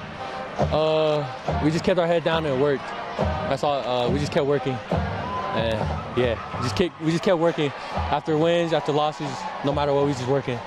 So yeah. All right, well, keep working. Best of luck in the state championship next week. Thank you, guys. All right, thank you. Back to you guys in the booth. Family, shout out Stroh. Shout out all the teachers at Lone Peak, all the coaches, my teammates. Shout out them all glory to God. Yes, sir. Thank you. Appreciate it. Gotta give the shout outs. Gotta give the shout outs. Absolutely. That's what it's all about. Back to you guys. He knows who to be grateful to. Humble Kepin Nimatolu. He's going to get a chance to go win a state championship on Thursday. We'll look forward to that. Lone Peak advances to the state championship game in 6A with a 28-21 win over their rivals. They get revenge here on the turf of Rice-Eccles Stadium. We'll be back here at 6 o'clock with the 4A state semifinal between Ridgeline and Spanish Fork. For now, let's send it down to the post-game show with the KSL Sports Rewind, guys.